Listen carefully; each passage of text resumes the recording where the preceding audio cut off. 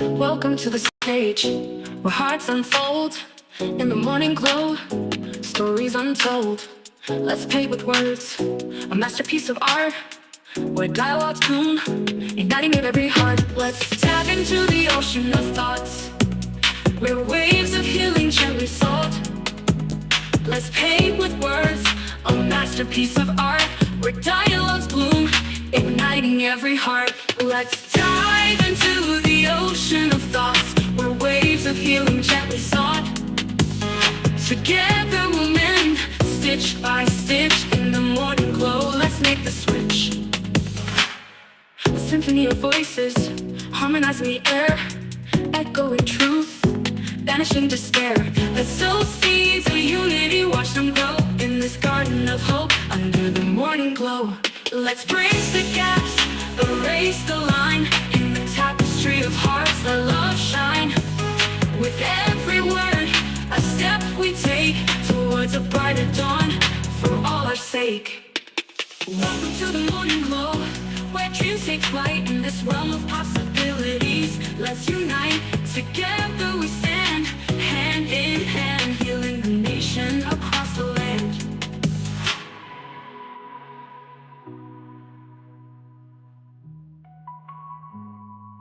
Let's dive into the ocean of thoughts where waves of healing gently sought. Together we'll mend, stitch by stitch, in the morning glow. Let's make the switch. Let's dive into the ocean of thoughts where waves of healing gently sought. Together we'll mend, stitch by stitch, in the morning glow. Let's make the switch. Let's symphony of voices harmonizing the air, echoing truth, banishing despair. Good morning, good morning, good morning, good morning, good morning, and good morning, everybody.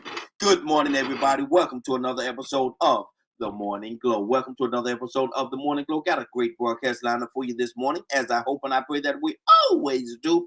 I'm not important, just a question asker. My name is Raheem Osme out of Atlanta, Georgia, but I got my brother from another mother, but we got the same father. This is Frank.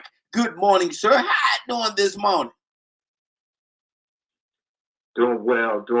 How are you this morning? Man, hyena, happy elephant, elated, and porcupine proud.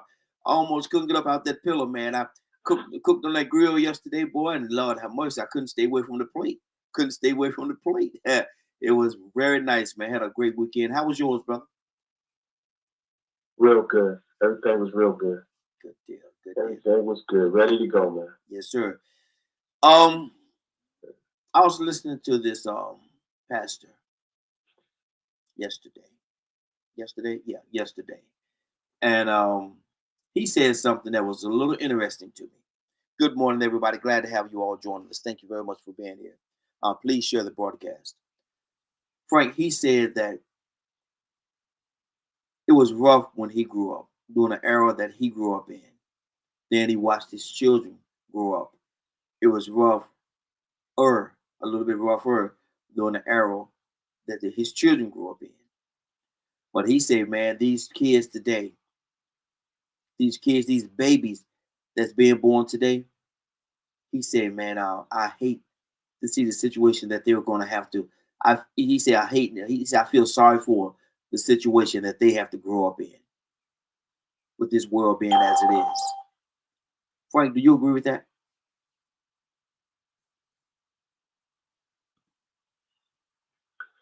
I don't know if I fully agree with it because I think that it's been hard for a long time. I don't think that a lot of young people, not all, but a lot of young people are going to be prepared. And I always take it back to it's hard to make good copies of bad originals. You know, I feel like that we did not prepare them for what is coming up, and actually, what is before them shouldn't even be there. It shouldn't. We dropped the ball right here. You know, We're people just like the people that are abusing and mistreating us now, and that are taking advantage of us. So, our priorities have to get back to demanding respect and taking what is ours. Mm-hmm. You know, we are, nobody's more entitled to anything than we are. Yeah. We're entitled to the same rights. We're entitled to breathe the same space, to occupy the same space. We are, this is as much of ours as it is anybody else's. Mm-hmm. You know, so it's this, we are reaping what we sowed. Mm-hmm. So it's tough right now. It's going to be even worse. You know, we watched our civil rights just get destroyed. Our voting rights just get destroyed. Mm-hmm. And once again, I say this: the branch of government, which we call the Supreme Court, needs to be abolished, because what they allowed to happen, and they're supposed to be the highest court for checks and balances, to keep things in place, to make sure that people don't do the things that they're doing now. They were corrupt in what they did, because what they allowed this administration to do was illegal. Yeah. And so with all that being said, and you put a lot out there on the table, man. And I do agree. And I say it all the time. I think we did drop the ball because we got a little, I think, a little too comfortable in who and where we were. That we didn't pour back into the young people the same stuff that was poured into us. Would you agree with that? Absolutely. Yeah. Absolutely, man. And you know, it's one thing to drop the ball, but then to keep kicking it. Mm-hmm. Because, you know, we dropped the ball, but it's still, I mean, where's the evidence that it still matters? It matters at a very small percentage. Mm-hmm. But this needs to be a priority. It needs to be a priority right here. That, you know, we should wake up every morning and we need to understand and trust God and know that He's still in control. Mm-hmm. But we need to be crying out to Him, okay, Lord, what is it that you would have us do? Because we play a part in this. Yeah, absolutely. Badger, good morning, sir. How are you doing this morning? It's a blessed day that we've been given. Yes, it is. We talking about, I was listening to this pastor yesterday, and he was saying that he had it hard when he was growing up. And he said his children had it harder than he had it. But he said he really feels sorry for these babies that's being born today, that the world that they're having to be born in. He said he really feels sorry because it's almost terrible. Do you agree with that, Badger? Man, in many ways, yeah. Mm-hmm. Been sitting and observing and watching how things are going, and working hard to fight. And it's, boy, that is a question this early in the morning. Well, like, I woke up about 4 something this morning, right? Mm-hmm. And I'm going through, a lot of documents that I'm having to, look at and read through and comment on because of the committees and stuff that I'm involved in. And I'm just shaking my head going, do they really have a purpose of trying to better the healthcare system and the mental health awareness in my area or not? And then I'm looking at the data centers. I'll turn on Netflix, waiting for the show to start this morning, right? Uh-huh. Every other video, I swear, is AI generated. Oh, yeah. So sitting there trying to discern what's real and what's not, and having to go research if this news on Facebook is actually legit, or is it some person made topic. And then if you get on TikTok, which I don't have a TikTok account, I don't think. If I do, I ain't touched it and I don't know how long. Because I swear most of what's on there is just making fun of other people. Mm. Everything's at the expense of someone else. Yeah. We used to, when I was, I just turned 40, on the 8th. Mm-hmm. And me and my Happy wife birthday. talked a Happy while. birthday, brother. Thank you. Talked a while back about like me and my wife are 6 years apart. Mm-hmm. And talked about the difference in the schools in South Carolina versus Texas, which are different, Mm-hmm. but also how the No Child Left Behind affected things. The schooling, more calculators were allowed to be used, and like there were all these aspects that were so different. And now it's even worse. Mm-hmm. They changed PEMDAS, it seems. Kids got to do like show 30 steps to do a math equation. Otherwise they get it wrong. And it's like, what? Like kids that can just solve it can't write the answers anymore. They have to show the whole list of work. Mm-hmm. And I'm like, how's that not leaving no child behind? Some kids get confused doing that. I'm one of them. Mm-hmm. And there's just example after example after example. A lot of kids don't even feel comfortable talking to their parents or adults. Because it's you got to worry about vape pens, food. I actually found out that the younger generations actually not deciding to create a sober movement. Mm-hmm. Many of them are choosing not to have kids.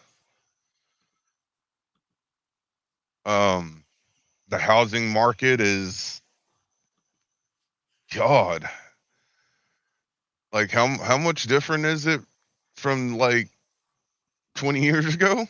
Mm-hmm. Wow. Shoot, you could say that over the last 5 years. Yeah. It's doubled and tripled. So, like, how do you expect a kid, like, let's really look at this, okay? Mm-hmm. So the kid goes to high school and they didn't score, let's say they scored just below being able to get a, what in quotations would be called a free ride into Mm-hmm. college, right? So they have to get these grants or whatever. Well, those grants, you don't have to pay nothing back. Yeah. At first. Mm-hmm. So let's say they want to be a doctor or a psychologist. How much debt are they accumulating? And that's even before they actually get a good enough paying job Mm-hmm. with that degree. And then you still expect them to be able to get a house too? Wow. Hey, Bad, you got a lot for this, man. We'll come right back to you. Let me pull Tucson into the conversation as well. Tucson, good morning, sir. How are you doing this morning? Badgie, don't you go nowhere. I'm not. I like this combo. Tucson, good. Good morning. Good morning, sir. Tucson, we're talking about something I heard yesterday. I was gonna say over the weekend, but yesterday. Pastor was talking. He said he had it hard when he was coming up. And he looked at his children. They had it harder than he had as they was coming up. But he said he really helped, his heart goes out. He really feels sorry for these babies that's being born in this day and time. He said it's gonna be terrible for them. Frank said, Badger pointed out all the things that's going on. Frank said we dropped the ball, that we didn't lay the foundation for the new babies that's coming forward. The same foundation that was laid for us, we didn't pave. We stopped it right there. What do you say to that, man? Do you agree with this pastor, man, that says that the young kids, man, he feels sorry for them because it's gonna be terrible? Do you agree with that?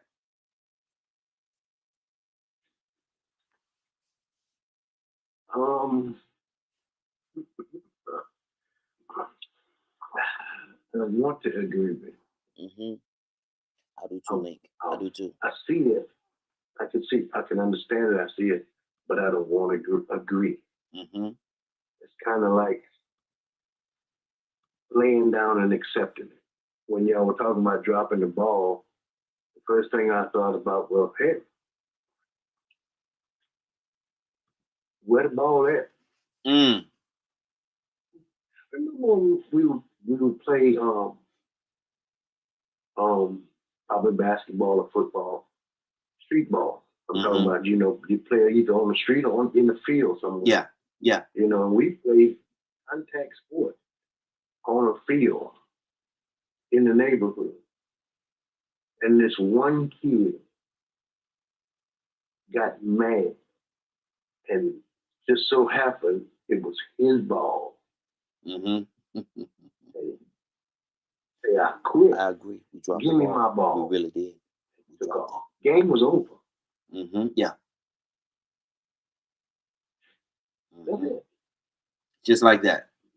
So if I accept that, then that's the scenario that I see that we've said game over. Let me ask you this question. Let me ask you this question too, son. What do you say to the people that say that's a layer of denial, not wanting to really deal with it? What's the layer of denial? Almost acting as if it's not there, not wanting to see it. If a man says that his kid has it worse than he has it, then I would say that's denial. Okay. That's the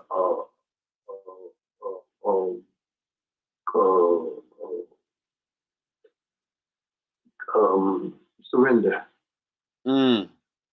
Wow. Don't fight for mine. I would do everything I'm thinking. I'm saying if it is either pushing them to, hey, you're gonna have to get it before they get grown. And wait till they get it.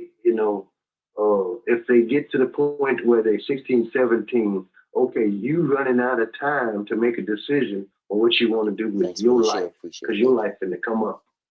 Because I'm not going to carry you anymore. You're going to have to get it. So it puts them in a predicament where they realize that they can't depend on us. We put enough into them that they'll strive for success. How do we know when it's a good time to cut the cord? What now? How do we know when it's a good time to cut the cord? Huh? Okay, so when does a child get to the point where you see they are entering into adulthood? Probably when they graduate high school. Probably in the 10th or 11th grade, they need to start making decisions. Or even 9th grade, they need to start making decisions for a plan, so when they get out of school, they still won't be guessing about what they're going to do with life. Now they're forced to just jump out there and make hasty decisions. Oh, I'm gonna join the military. Military ain't for them. Now they're a bad, not necessarily a bad soldier, but a soldier that don't know how to comply. Get in college, and they get in college, and they playing. They're not taking it serious. Go on the job force, and they're not ready to listen to nobody because we babysitted them for 16 years, Mm-hmm. and now they think the person on the job gonna babysit them too. The reality strikes them, and ain't nobody gonna babysit you. Yeah. Now you're there, and man, you tripping. Well, go home then. This job ain't for you. Now they are in a predicament. Their record is starting off to, okay, he's 23 and he has had 5 jobs. Mm. Wait a minute. Started in the military, and he's been in the military for a years, still 5. You can't do that. They Mm-hmm. put you out. You know, you used to be able to stay up private or whatever. But if you don't excel in the military, what good is it for you to continue to just be a person that follow orders Mm-hmm. and never take command? Don't make no sense. They train you to get somewhere so that you can survive, to give you survival skills. And if you don't learn survival skills by the time you get out of basic training in the AIT, if you don't graduate, you repeat it. Yeah. Yeah. But you can only repeat it so much before they put you out. Mm-hmm. So how are we going to say, okay, I can't allow or have my kids look at life and say, I got it worse than you had it. Mm-hmm. Then they start blaming us because it's not their fault. We're supposed to train them. You can't blame them. And if you can't blame them, who's to blame? Mm-hmm. So the thing that I said before, where the ball at, right? Wow. Where is it?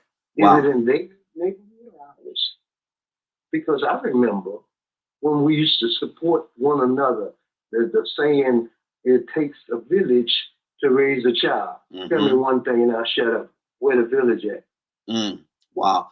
Frank, talk to me.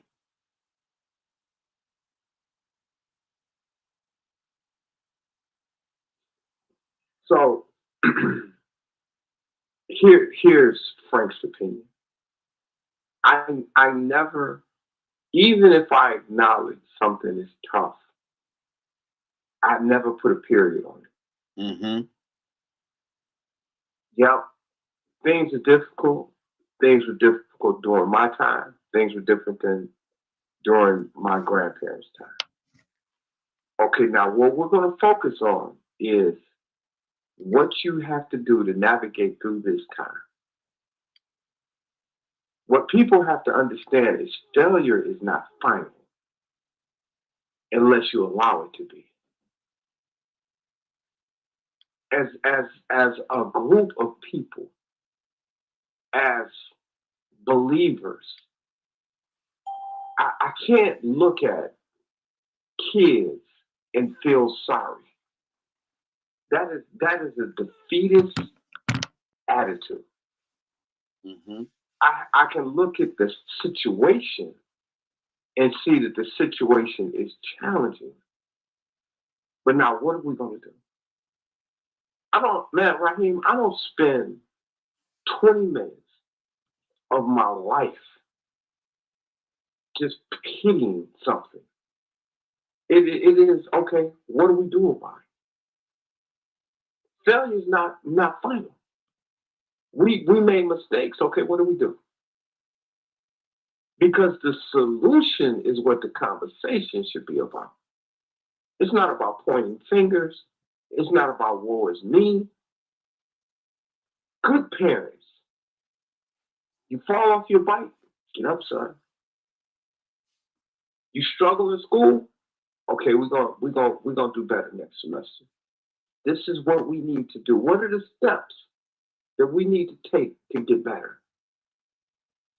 Failure is only final if you allow that thing to begin to fester in not only your posture, but in your mind. That's where the enemy wants you to live, is in failure. Now, there's a lot of things that we could have done better. But we need to learn from those things, and we need to talk about those things. Mm-hmm. But man, pity, you shake your head. That's terrible. And you keep moving. When you see something that's not right, that's when you're moved and you do something about it. We got to quit pitying things and engage. Mm-hmm. Wow.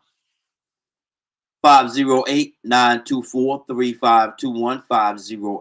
508-924-3521. Annie from Mississippi. Good morning, young lady. How you doing this morning? Good morning, great morning, good morning to everybody. Annie, I was listening to this pastor yesterday, and he said he had it rough when he was growing up. He said, but his children, he looked at the situation, and they had it rougher than him.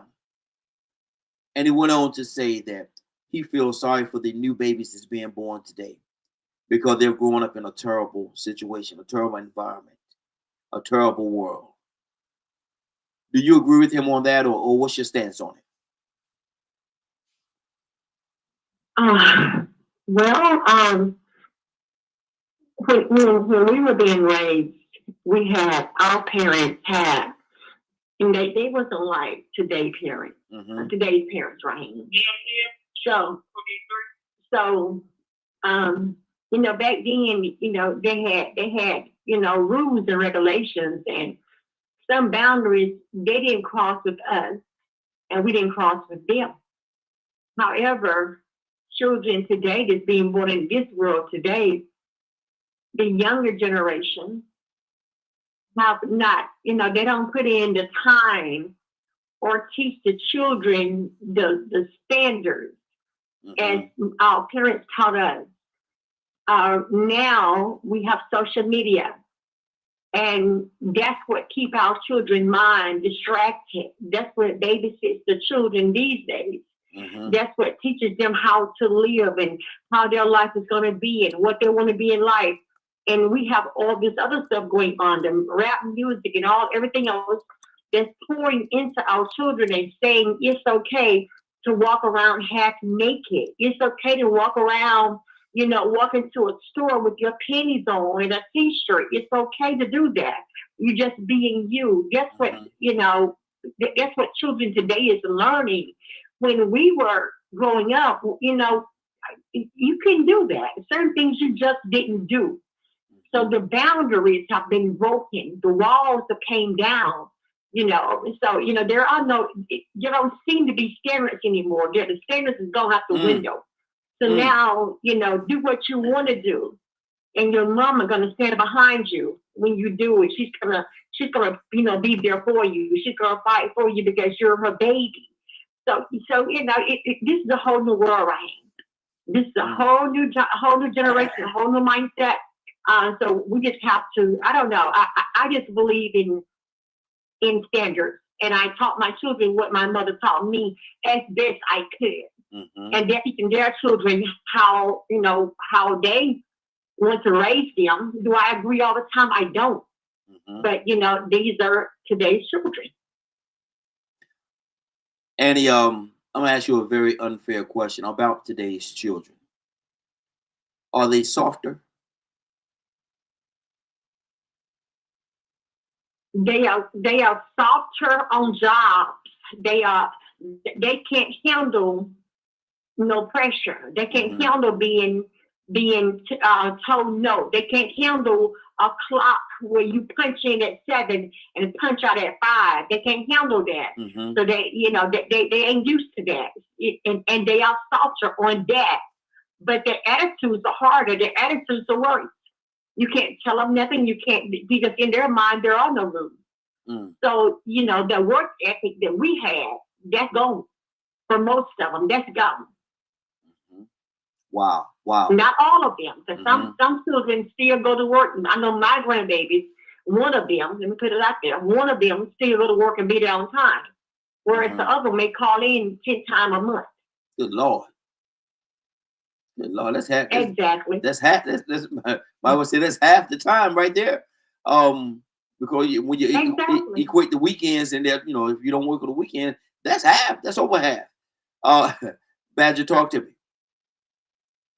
Are these babies are these people, the young folks, are they soft now, or are they cream puffs, or are they just as hard as we were?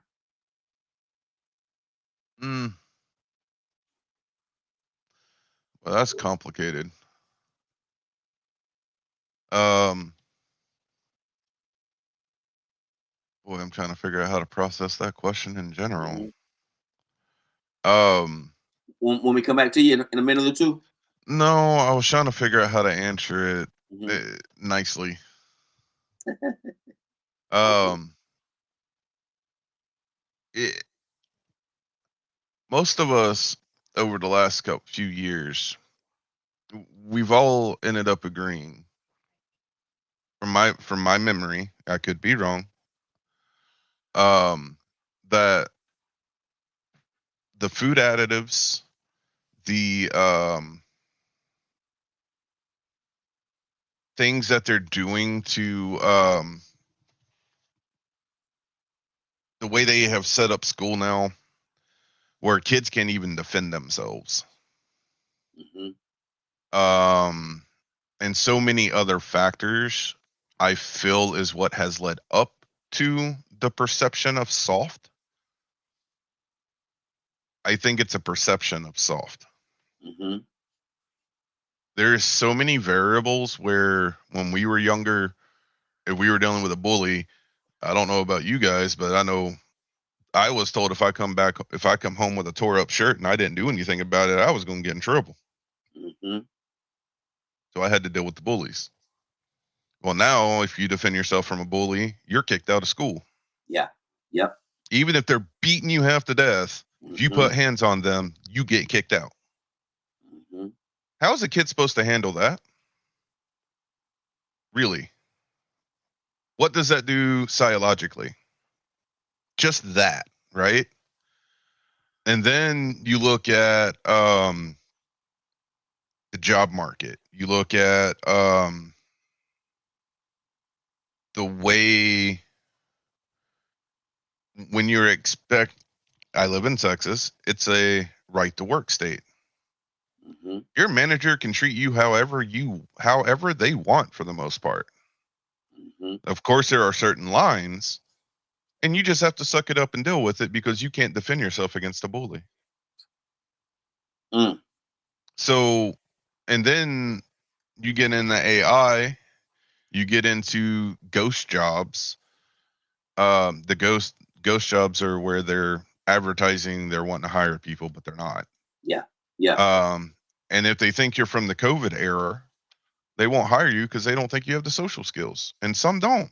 Like, don't get that wrong. Um, so there are so many different aspects. Like, how did the schools get to where they are? Us kids didn't do it. Mhm. So who allowed those elected officials to change the school to such a drastic degree? And the fact that the schools have become what they are. Like it's not just a simple answer about like the dropping the ball thing. Yeah. It's there are even young kids that are fighting against the protect the bully stuff and trying to go like, hey, we need a change because it's the truth of the matter. You know, since 2000, AI has taken about 1.7 manufacturing jobs. Mhm. You go into some fast food places, and now it's like maybe they have one cashier, but the rest of it, you can walk up to this little tablet and order your food there. You know Yeah. how many times I walked into a place and it's not even a cashier? You just press what you want to order and pay for it, and they just make it. Mhm. And that's 1, 2 jobs gone right there. So it's when you're working and you never know when you're going to get laid off. There are so many articles out there so many news coverage of these kids that have went to college, got degrees, and they're applying to job after job after job. Hey, Badger, somebody asked this question on I want to pose it to you before before you get away from it. Do you think school reforms are actually helping kids? The way that they've done it and the way they're working towards it right now? Yeah. No, absolutely not. Mm. I'm watching it in real time. Like I'm very much a hardcore advocate. I work with families and kids, and it's there is so much dilemma dealing with schools. Mm-hmm. There's a local mental health authority, right? My local one. Mm-hmm. And the schools don't even want to work with them, even though by law they're supposed to. Wow. And the schools are getting away with it. Like it is, there is so much depth. And there's been a lot of schools going under investigation because of I'm gonna have to say the initials if someone else can say it out loud because my kids are up. SA. Mm-hmm. Cases have been being found. Peeping Tom stuff been being found. Cameras in bathrooms are being found by superintendents and janitors and principals and all kinds of stuff like that. And they're keeping it on the down low. They don't want it broadcasted to big media. Mm-hmm. It's happening a lot in rural towns. So there are all these factors that are going on. And there are so many adults going, no, that ain't happening at your school. Mm-hmm. So when they come home and they tell their parents that this is happening, and then they trust the adult over their child, what do you think that creates? Wow. And then they feel guilty when they found out it was true. Mm-hmm. Then what are you doing as an adult? They're, dude. I can go harder on this. It's just I don't want things ignored. Mm-hmm. We had things tough in our own ways growing up. Different problems, different issues. And in some ways, I do feel what kids are dealing with today are harder. Mm-hmm. Now, I'm not comparing this to the civil rights movement stuff. Yeah. That's a whole nother beast. Absolutely. Let me transition over to Tucson. Tucson, talk to me, brother. Badger, love this topic.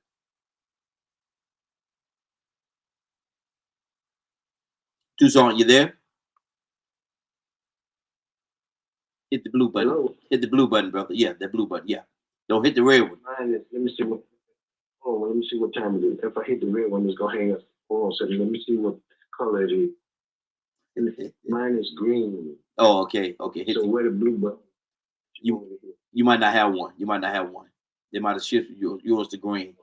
But talk to me, man. There's a lot going on with this topic, man, and there's a lot of different levels. And the main thing, like Frankie said earlier, we have to get to the point where we're talking about solutions. But right now, let's identify the problems. Talk to me. Okay, I hear that. I hear what's said. But okay, the schools, what's the I hope you can hear me and but I'm trying to do something to get some things done. So I multitask. I hope you can hear me. I hear you. Who is the administration of the school system? Man, people. I'm asking. People. I ain't. Say it again. People. We are. No. Okay, all right. So people, when the last time you went to PTA meeting, people, or the school board, were you invited, or can you go to the school board meeting? Do you? Or do you know they still exist? When the last time you went? If they are aren't they still the administrators? Yes. The ones that establish how they operate. And if they operating different, when the last time you went and found out, how did they get there? Or you just say, well, they didn't change. Is that the end of it? When you say, oh, they didn't change, you mean to tell me they changed without you knowing it? Is that what happened? Without you having input on how to do your job? Now I'm saying this out of, my kids growing. I still got grandchildren. Yes. My son tells me that school system that he had his children in said that if their child wants to make a decision about themselves, even to the point of deciding what gender if they go to the teacher and confide in the teacher don't have to tell you. Wait a minute. Hold up. Wait a minute. You need to tell me you done allowed my child that is under 12 to make some decisions that overrule at the school, that overrule the rules at the house. Let me pull my kid out of here. If that's what y'all doing, let me pull my kid out of here. Because you're not going to do that with my child. That's what I'm going to do. Because that's something that changed between the time that I enrolled my kids and right now. The devil is a lie. You're a lie. But I hear educated people. My son, same family, has triplets. And they in the hospital right here. He congratulates, he's happy. He says, Daddy, we got 2 boys and a girl. He said, but Daddy, they asked me if I want to decide what gender they are, or do I want them to wait till they make their own decision? Wait up. This is the society that we live in, but not with my child. No. I'm making the decision till they're able to make a decision. I'm gonna let them know that yes, you a girl and you got 2 brothers, or you a boy, you're all boys, and you got a sister that is actually one of your twins, or triplets. Yeah. But there's something different about y'all, and I'm gonna treat y'all like that. I'm gonna let boys be boys and girls be girls. You're not gonna make that decision. You lying. I don't care what the teacher says. Let's sit down and let's talk about what you are, who you are, and how we gonna operate. And when you get to school, you gonna operate like I'm telling you, and I'm gonna keep telling you. I'm gonna remind you every day. Okay, what the teacher tell you?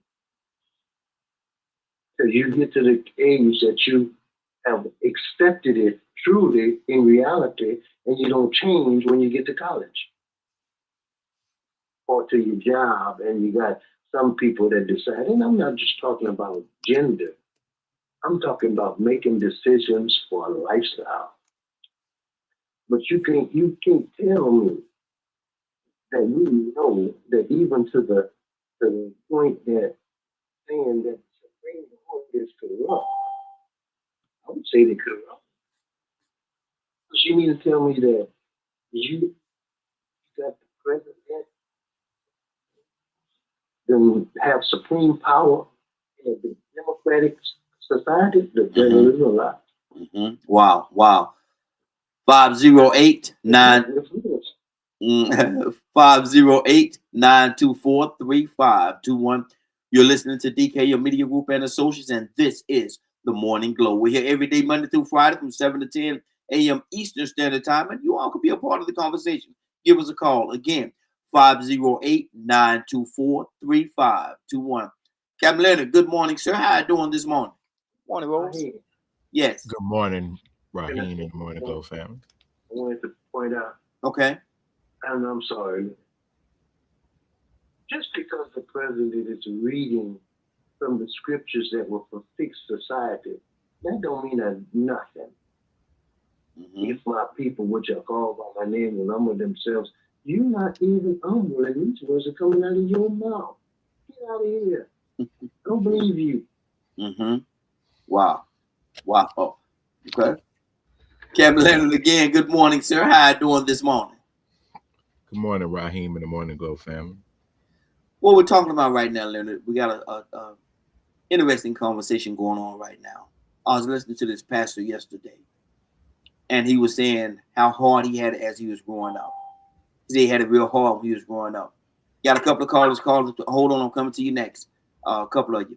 He said he had it real hard as he was coming up, and he said he looked at his children and evaluated their lives, and they had it harder than he had it. And he said that he somebody got it on speaker, put it on mutual line, don't put it on speaker, get their feedback. He said his children have had it harder than what he had as he was growing up. But now he said these babies that's coming up now, he said he hated for them because it's going to be terrible for them as they move forward. He said the world is just terrible. Do you agree with that, Leonard? Or and it's been said that we drop the ball and we become soft. James said that the kids are not soft. We became soft parents. So how do you see this whole equation? Well, there are people who are terrible, not the world. Mm-hmm. People. Mm-hmm. It's a bunch of terrible people in the world. A lot of them? Yes. Okay. Now, as far as that other preacher's comments and how hard he had it and his children had it harder, blah, blah, blah. Well, some of that is his responsibility because I don't know why his children had it harder. Mm-hmm. Well, when he said that, he was talking about the generation, his children's generation, not necessarily them particularly, but the generation that they grew up in. I think most preachers are familiar with wickedness. The world has gotten more wicked. Mm-hmm. I believe, probably, maybe. But to say that the whole world and things, no, I wouldn't say that. I would say people are terrible. Mm-hmm. The world is fine, but people are terrible. And it's not that, gloom and doom. Is somebody looking to kill your baby? They're looking to kill Jesus. How much worse could it be than that? Mm. So when you look at your baby wasn't born into slavery, couldn't have been worse. Can't be worse than that. Mm-hmm. They wasn't born into a society that thought that black people were less than human. Couldn't have been that bad. So when you're talking then the softness and all that type of thing, I'm not sure really in terms of what. Do you think, Leonard, in this day and time, do you think the kids are softer than what we were as we was growing up? No, Wow. not at all. Wow. A lot of these kids are just as unfazed by things as you would imagine because they grew up in a world where they always saw it. Mm-hmm. You go see horror movies and all types of things. Not to mention, depends on where you at. Some of your kids, by the time they're 18, have probably already seen somebody murdered. Mm. So, it's really perspective. I think it's how there are some people that are enjoying life. Some people would say, I had a hard life. My mother used to say, you used to live with me. Man, listen, I'm gonna say something to you, man. How was your life so hard? I used to care you. I've seen, man, because I go to the school. I go to the school from time to time with my grandkids, and a lot of these kids, man, the truth of the matter, you say they're not softer. I view that just a tad bit different. And the reason why I say that because a lot of these kids, man, are quiet at the drop of a hat. For nothing. I don't want you crying. Well, what are they crying about?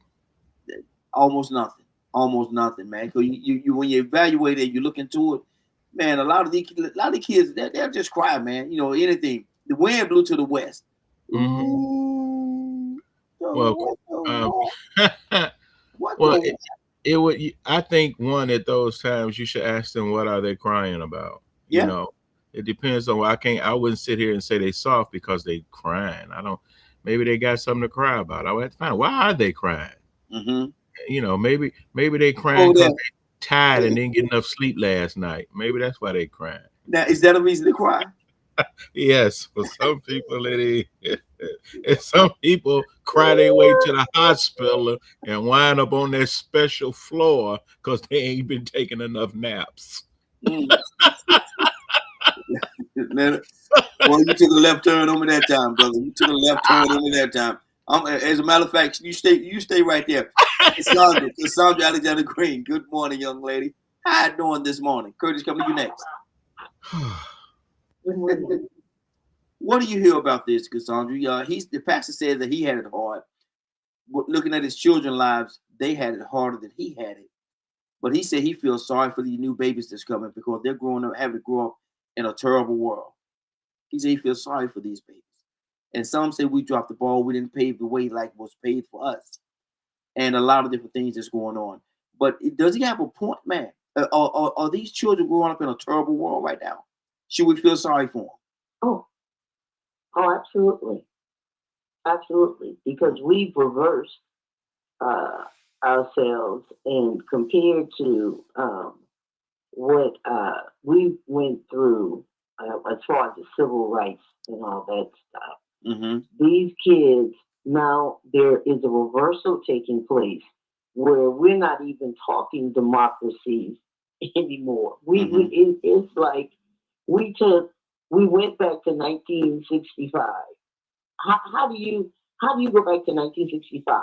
And our parents were fighting for civil rights, human rights, voting rights, everything. And we did nothing in between from 1965 to we pretty much, there was nothing happening as far as trying to make sure that our rights were kept in place.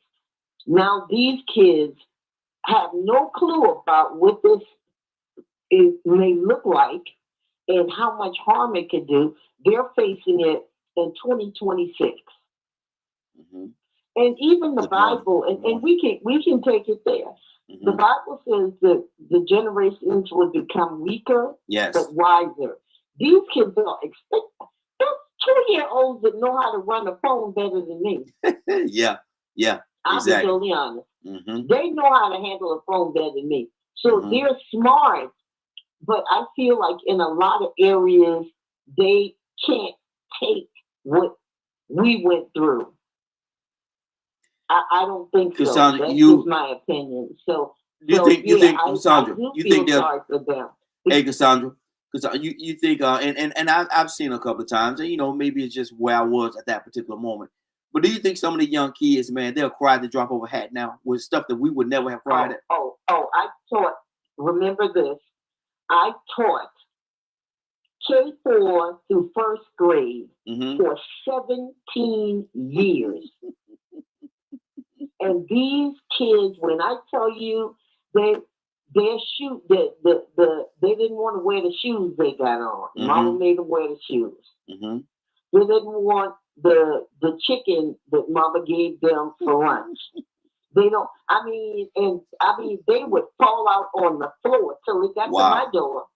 They would be falling out on the floor, screaming and hollering about the most petty stuff you ever want to hear. Yeah. I seen that too. I did not play that because the minute they hit my door, it was like, "Excuse me, pop." That's done. Because you're not walking in my classroom with that foolishness. It's too early in the morning. And I think that's parents' fault. Yeah, it is. It is. And that's why I see, and that's why Frank was saying as well that we as parents drop the ball. James says the kids are not soft. We're soft parents. And our parenting techniques has allowed them to walk down that avenue. You agree, Cassandra? I agree. Yeah. Yes. Wow. Curtis, good morning, sir. How you doing this morning? Curtis, you there? Hey, morning, I'm there. Okay, what do you think about this? But There you go. What do you think about this situation, man? These babies growing up in this day and time. The pastor say that, man, he feels sorry for them because they're growing up in a terrible world. He says it's going to be the toughest that it's ever been before. And not to mention, like Cassandra just said, not only is the world tougher, but they're softer. They're cream puffs, man. What is your take on that, though, Curtis? What do you think happened? And how did we get here?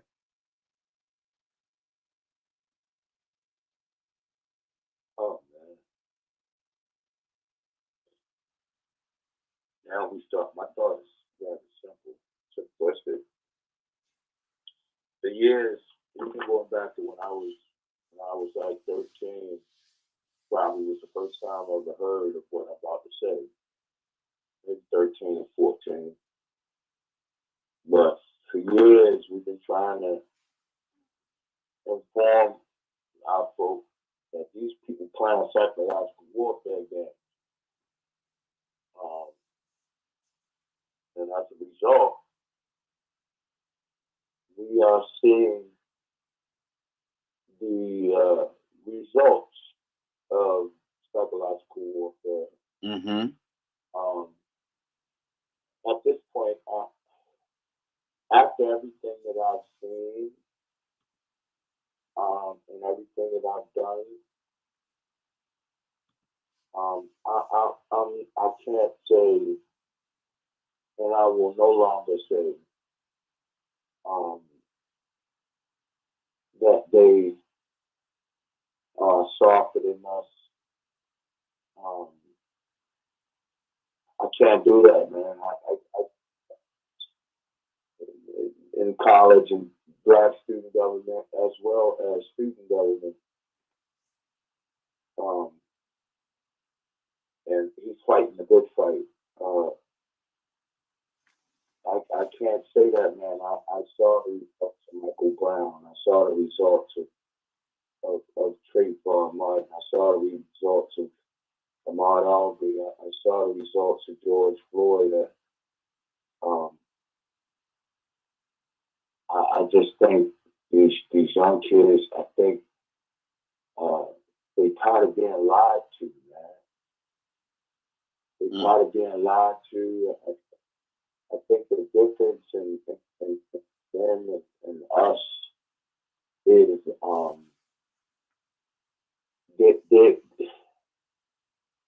a lot of their setbacks had specifically to deal with certain things being taught, and I think that they finding out in real time some things that we have been taught already. Like, you know what I mean? For us, we were finding out some things that was just confirmation of what Mama was saying. For them, they're finding out some things in real time. But you don't think they're soft, Curtis? No. Mm. No, I think they're psychologically beat up. Listen, man, I don't work with kids right here who have been homeless. These kids, for example, kids 21 years old, they've been homeless since he was 12. Mm-hmm. I don't work with kids who both their mama and their daddy suffer from substance abuse. And this kid, he will see. They've been living in the house with their mom and daddy, and like, ain't nobody taught them nothing. They have to teach themselves. Mm-hmm. We had the benefit of, let's just keep it real. We had the benefit of growing up with Big Mom, Mm-hmm. Granddad. So I'm not gonna say it's soft, man. I'm not. I mean, these kids, my daughter right now is a freedom fighter out in Ohio. You know what I mean? Like, no, I gotta stand on that, bro. No, they ain't so. They just, you know,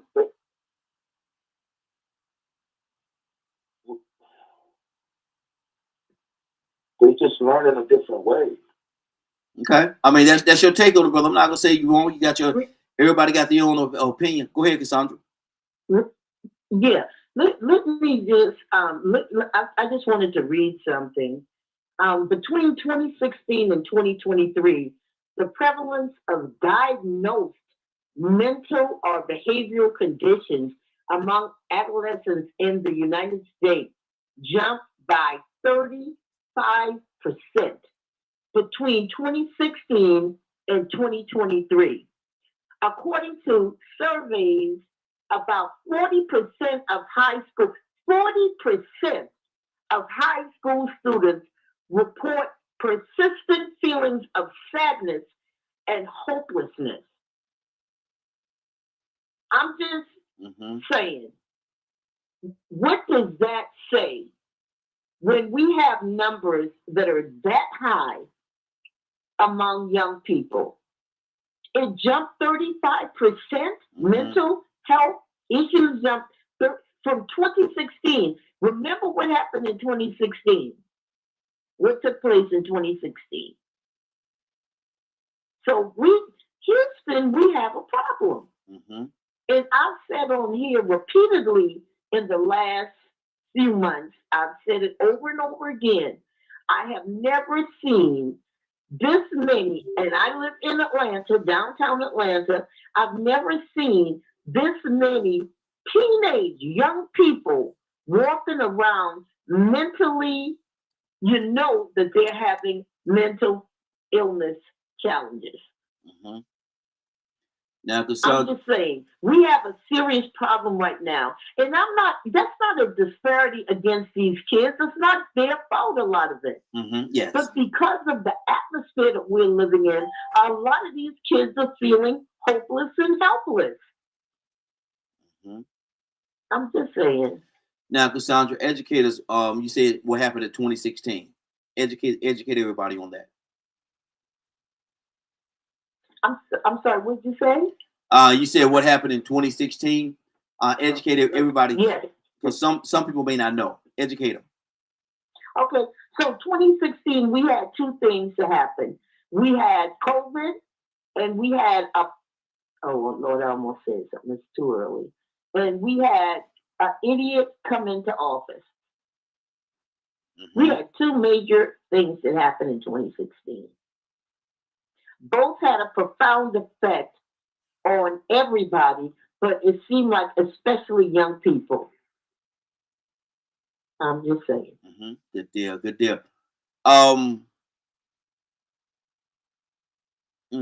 was going to go to I think I might want to hold off on that part of it. Let me go. Frank, talk to me, brother.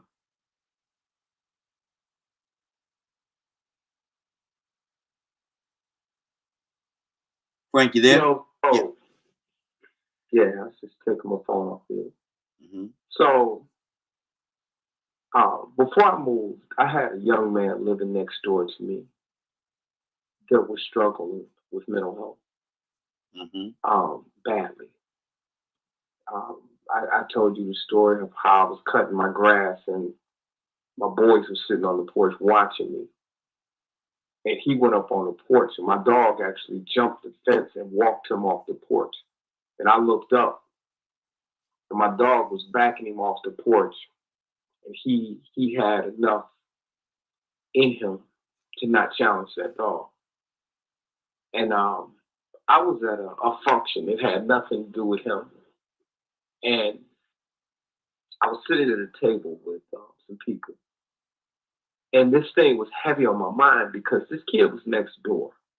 And not only did he endanger, my family and my kids, but himself. He was at risk. And me and the people at the table were just in general conversation. Raheem, you spoke to this young man because after all this was over, he was in my truck multiple times. And this lady told me that she was in the mental field. And we began to talk about this young man. She said, "Here, take my card and bring him to me." And what happened after that, it was unbelievable, because the first thing that she did is she dealt with his dental issues. He had a lot of dental issues that was causing him pain. And then she identified that there was some medication that he was supposed to be on that he wasn't taking. The difference in this young man was night and day. It takes a village. Yeah. He had a mother and father that was in the house that didn't do anything for him. Anything. It takes a village. We said earlier that, and this is close to my heart because my wife is an educator, is that we find out that these things are happening in these schools, and they're hidden, and these schools are under investigation. Anywhere that your child goes, it should be under investigation every day. Every school that any of my kids have ever been in, I've been at that school every single day. My wife is on the board of every school. We monitor. I stand in the parking lot. I listen to the students, because you're going to find out everything that's going on. Not just standing in the parking lot. But you have to get engaged. Toussaint made a silent but critical point. You don't even know what's going on in the school. So you want to blame people for not properly rearing your children, which they're there to educate them. They're not there to give them all the things that you think that they're there for. And then I got a million points, but the last point that I want to make is this. You cannot have fighting. You cannot bring your vigilante kid to the school and say, this is what you do if you have a problem with another kid. Because it doesn't end there. Yeah. This is not 1970 or 1969 or 1980. Kids get into fights now, they escalate into shooting. When a kid has a problem, they have to go to their teacher. They have to go to the principal. And then that thing, parents have to be brought in, and it has to be dealt with correctly. You just can't tell a kid, well, there's a parent right now, there's a mother right now that's in jail for giving her daughter a knife. Wow. You can't tell it, well, if he do this, then beat him down. Yeah, you might win that beat down. But guess what? He may gun you down when you walk out of school. Exactly. His big brother or his mother or father may be out there waiting on you. You can't solve things like that. You can't have chaos in the schools. And I don't feel bad about being a little long-winded, because I waited a long time. But you have to engage not only in the school system, and my son is on this program called Student Leading Students. And they talk to them about mental health, about how to deal with drugs and everything else. In any given day, I can look up in the afternoon, and there's 20 kids in my house studying. But you know why they're here? Because a lot of places where they go, when they leave school, don't have electricity. They're sitting around, they're eating up all my snacks. Don't have fruit and vegetables. Don't have a safe place where they can literally concentrate on their studies. Good deal. So they gravitate over here and they get it done. But we play a role in that, Raheem. We play a role in that. And we cannot just trash a school system that we're supposed to monitor. Let me go to Badger. What's on your heart, brother? Talk to me. Toussaint, coming to you next. K with the E. I see you over there, sister. Coming to you. I mean, like talking about the schools and stuff, Mm-hmm. you know, yeah, you can attend the PTA meetings and all those kinds of things, but that doesn't mean it's really going to solve anything. Mm-hmm. A lot of schools are just following the law that the state and federal governments have passed. Mm-hmm. So they're upholding the law, even if we don't agree with it. So how do we change it? We got to think about who we're electing. We got to force for policy change. We got to quit using the excuse that we're too busy to do anything. I've heard that from people. Use that, Badger? Do people use that? Do people all use the time. Too busy at home, too busy at this, but I don't like what's going on. And I'm like, well, unless we all come together, it ain't going to change. Mm-hmm. Well, let's just keep hoping the red side fixes it. Let's keep hoping the blue side fixes it. Mm-hmm.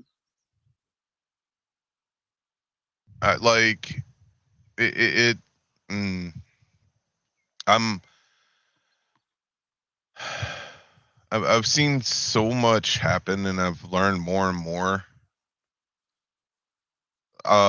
Dealing with politicians and AIPAC and all these things that, like, I've literally had politicians on the Democratic side and the Republican side saying they're receiving AIPAC money with strings attached. So I don't it's hard to even figure out who to vote for anymore. Because a lot of times it feels like it's the lesser of two evils. Wow. So, and that's looking at policies and how they affect the communities, and just over and over and over again. We got to quit doing all this pendulum shifting. Mm-hmm. There is a way to find balance, but we're not going to find balance as long as we keep letting greedy people run things. That's true. That's true. Toussaint, talk to me. Hey, Raheem, before we move on, I just want to address two things. Now, Frank, you just talked 20 minutes now. See, that's, I know. Mm-hmm. I know. I just want to address two things. Mm-hmm. That's the problem. When we say monitoring our schools and being involved in our schools doesn't change anything, it does. Nothing happens in the schools that my kids are in and I am not involved in. And to the point that it grieves me, to the point where it shouldn't be happening, my kids represent between $8,000 and $11,000 per child. I have 3 of them. I will pull them out of that school. But that's going to be the last choice. And then this is my last point. If right now, in 2026, we're struggling on how to vote, you're not paying attention to that either. If there's never been a time where there's not a struggle, this is it. Okay. Let me go. Toussaint, talk to me.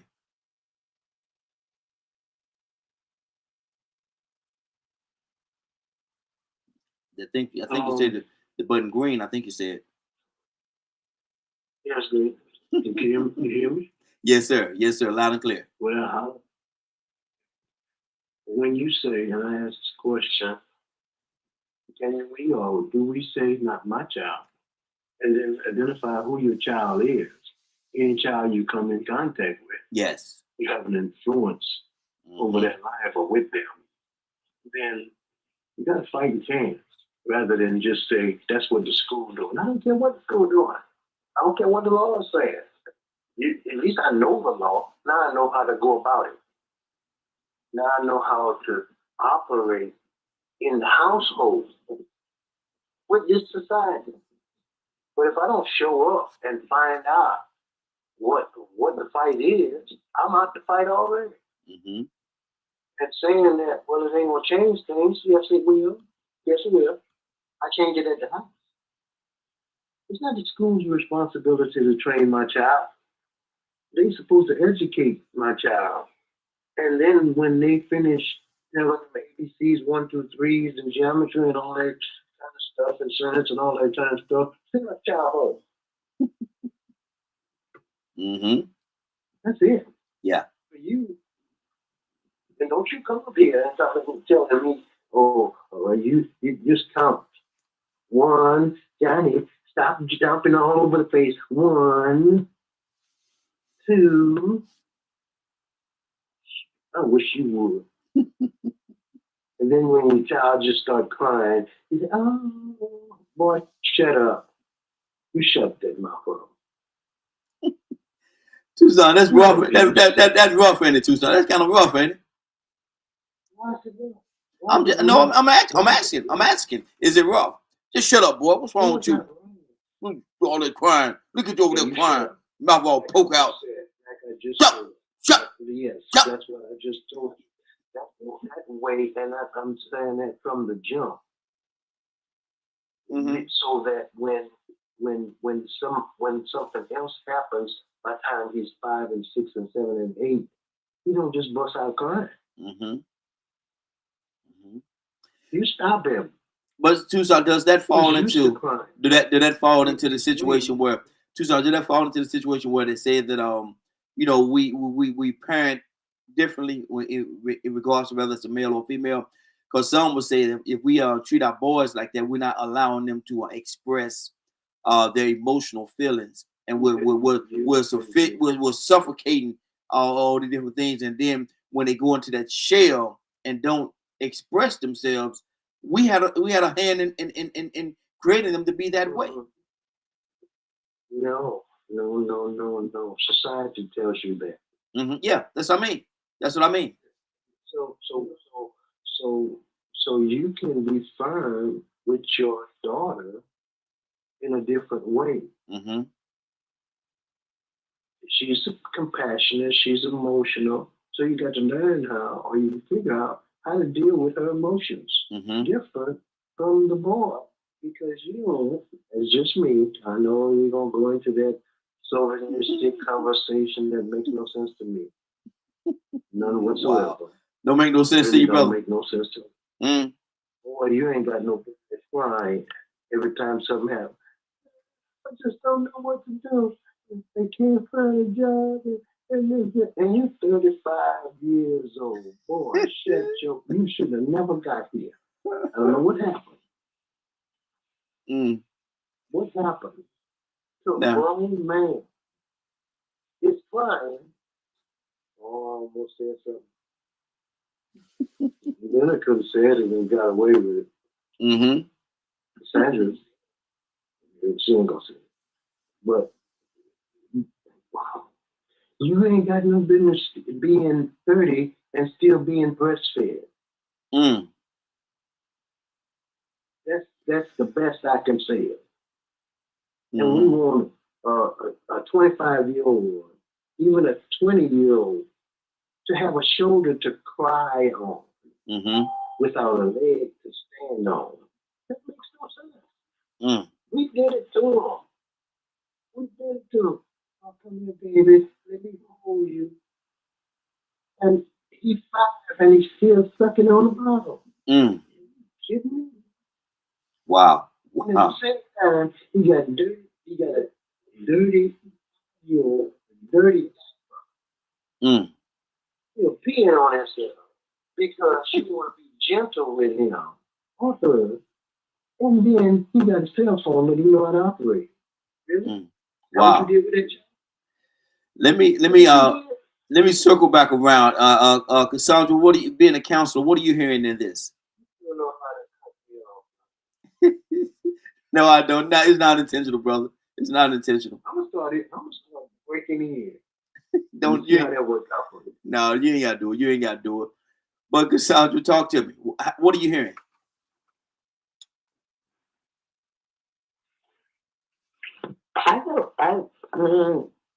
These are people's opinions, so I don't. No, I mean, as a counselor, what are you hearing?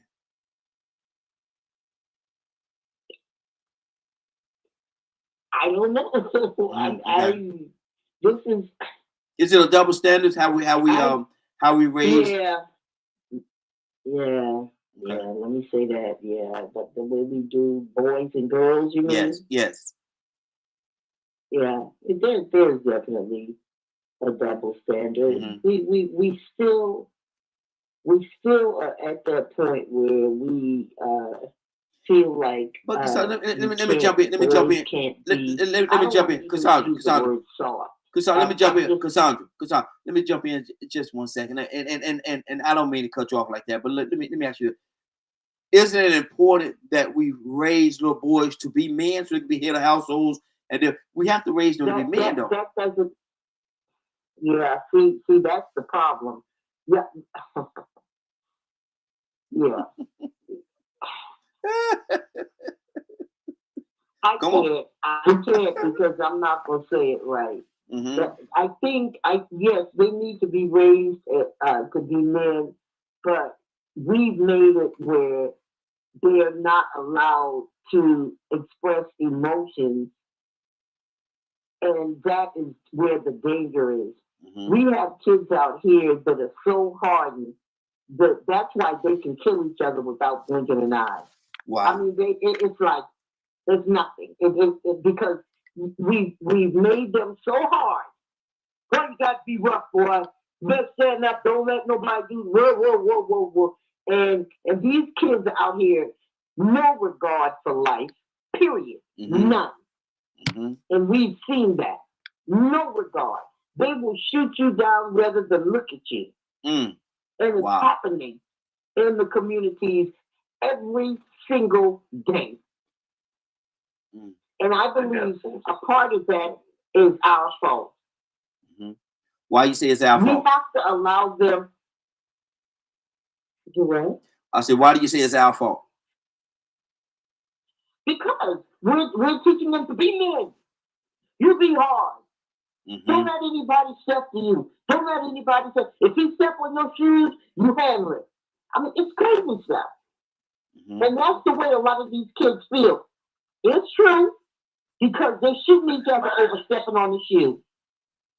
They shooting each other over somebody stepping on the shoe.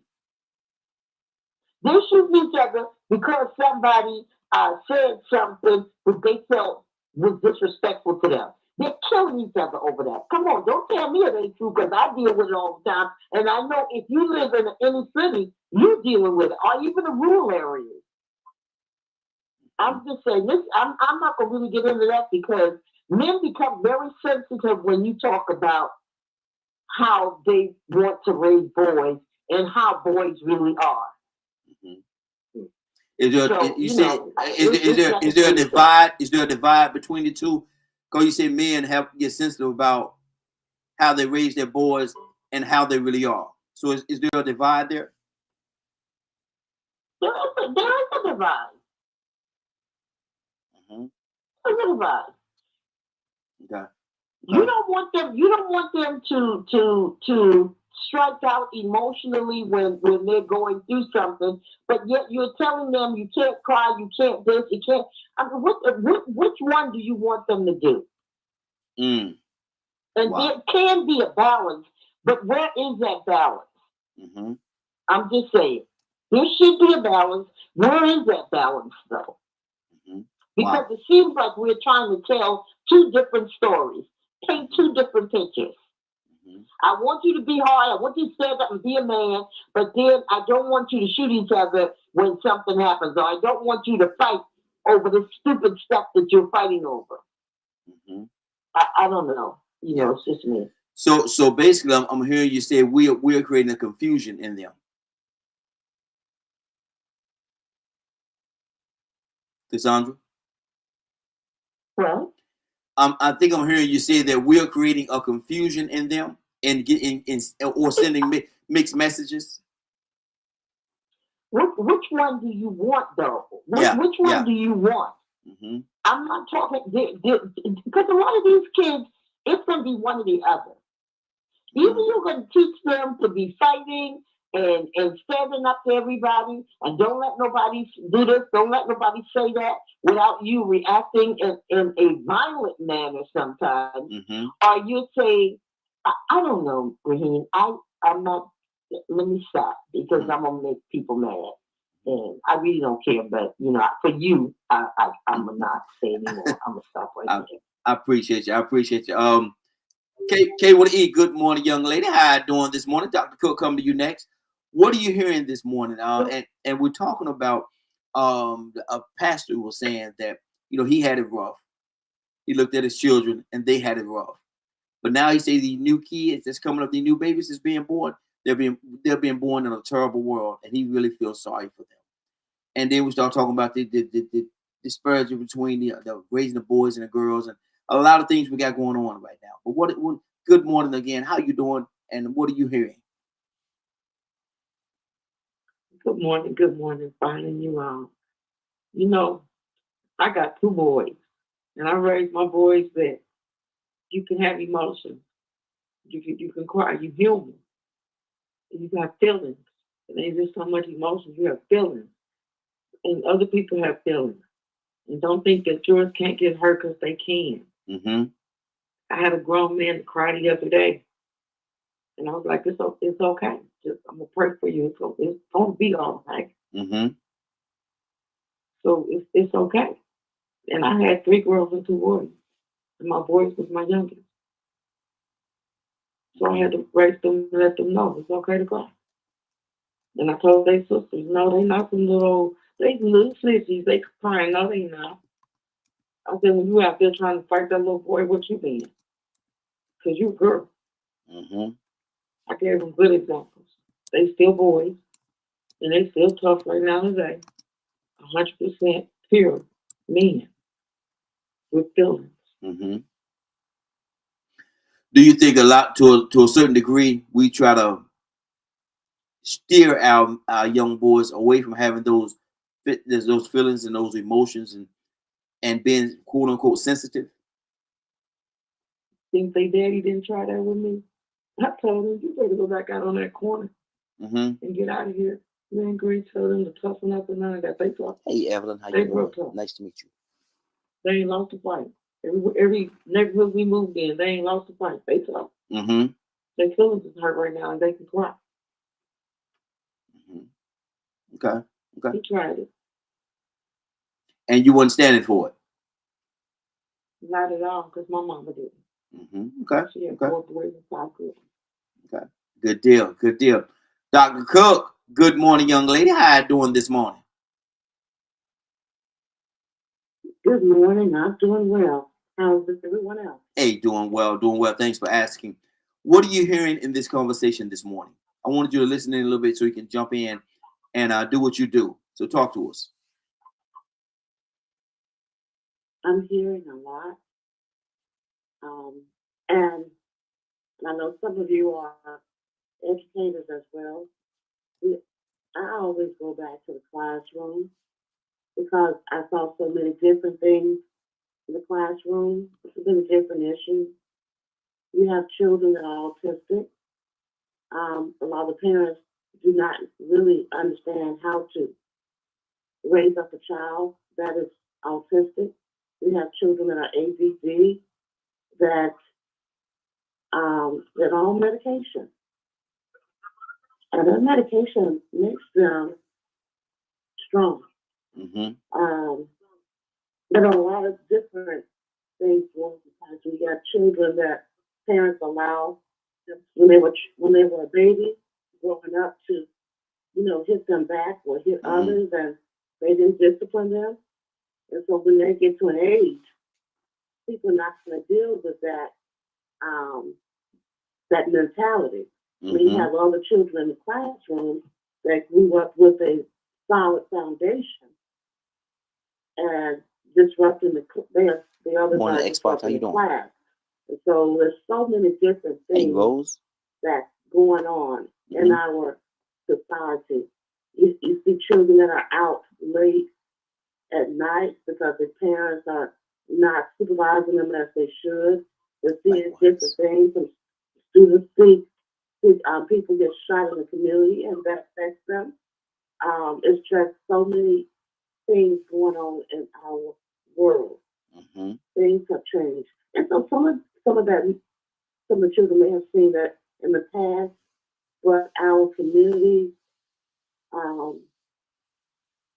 children have seen so much, Yeah.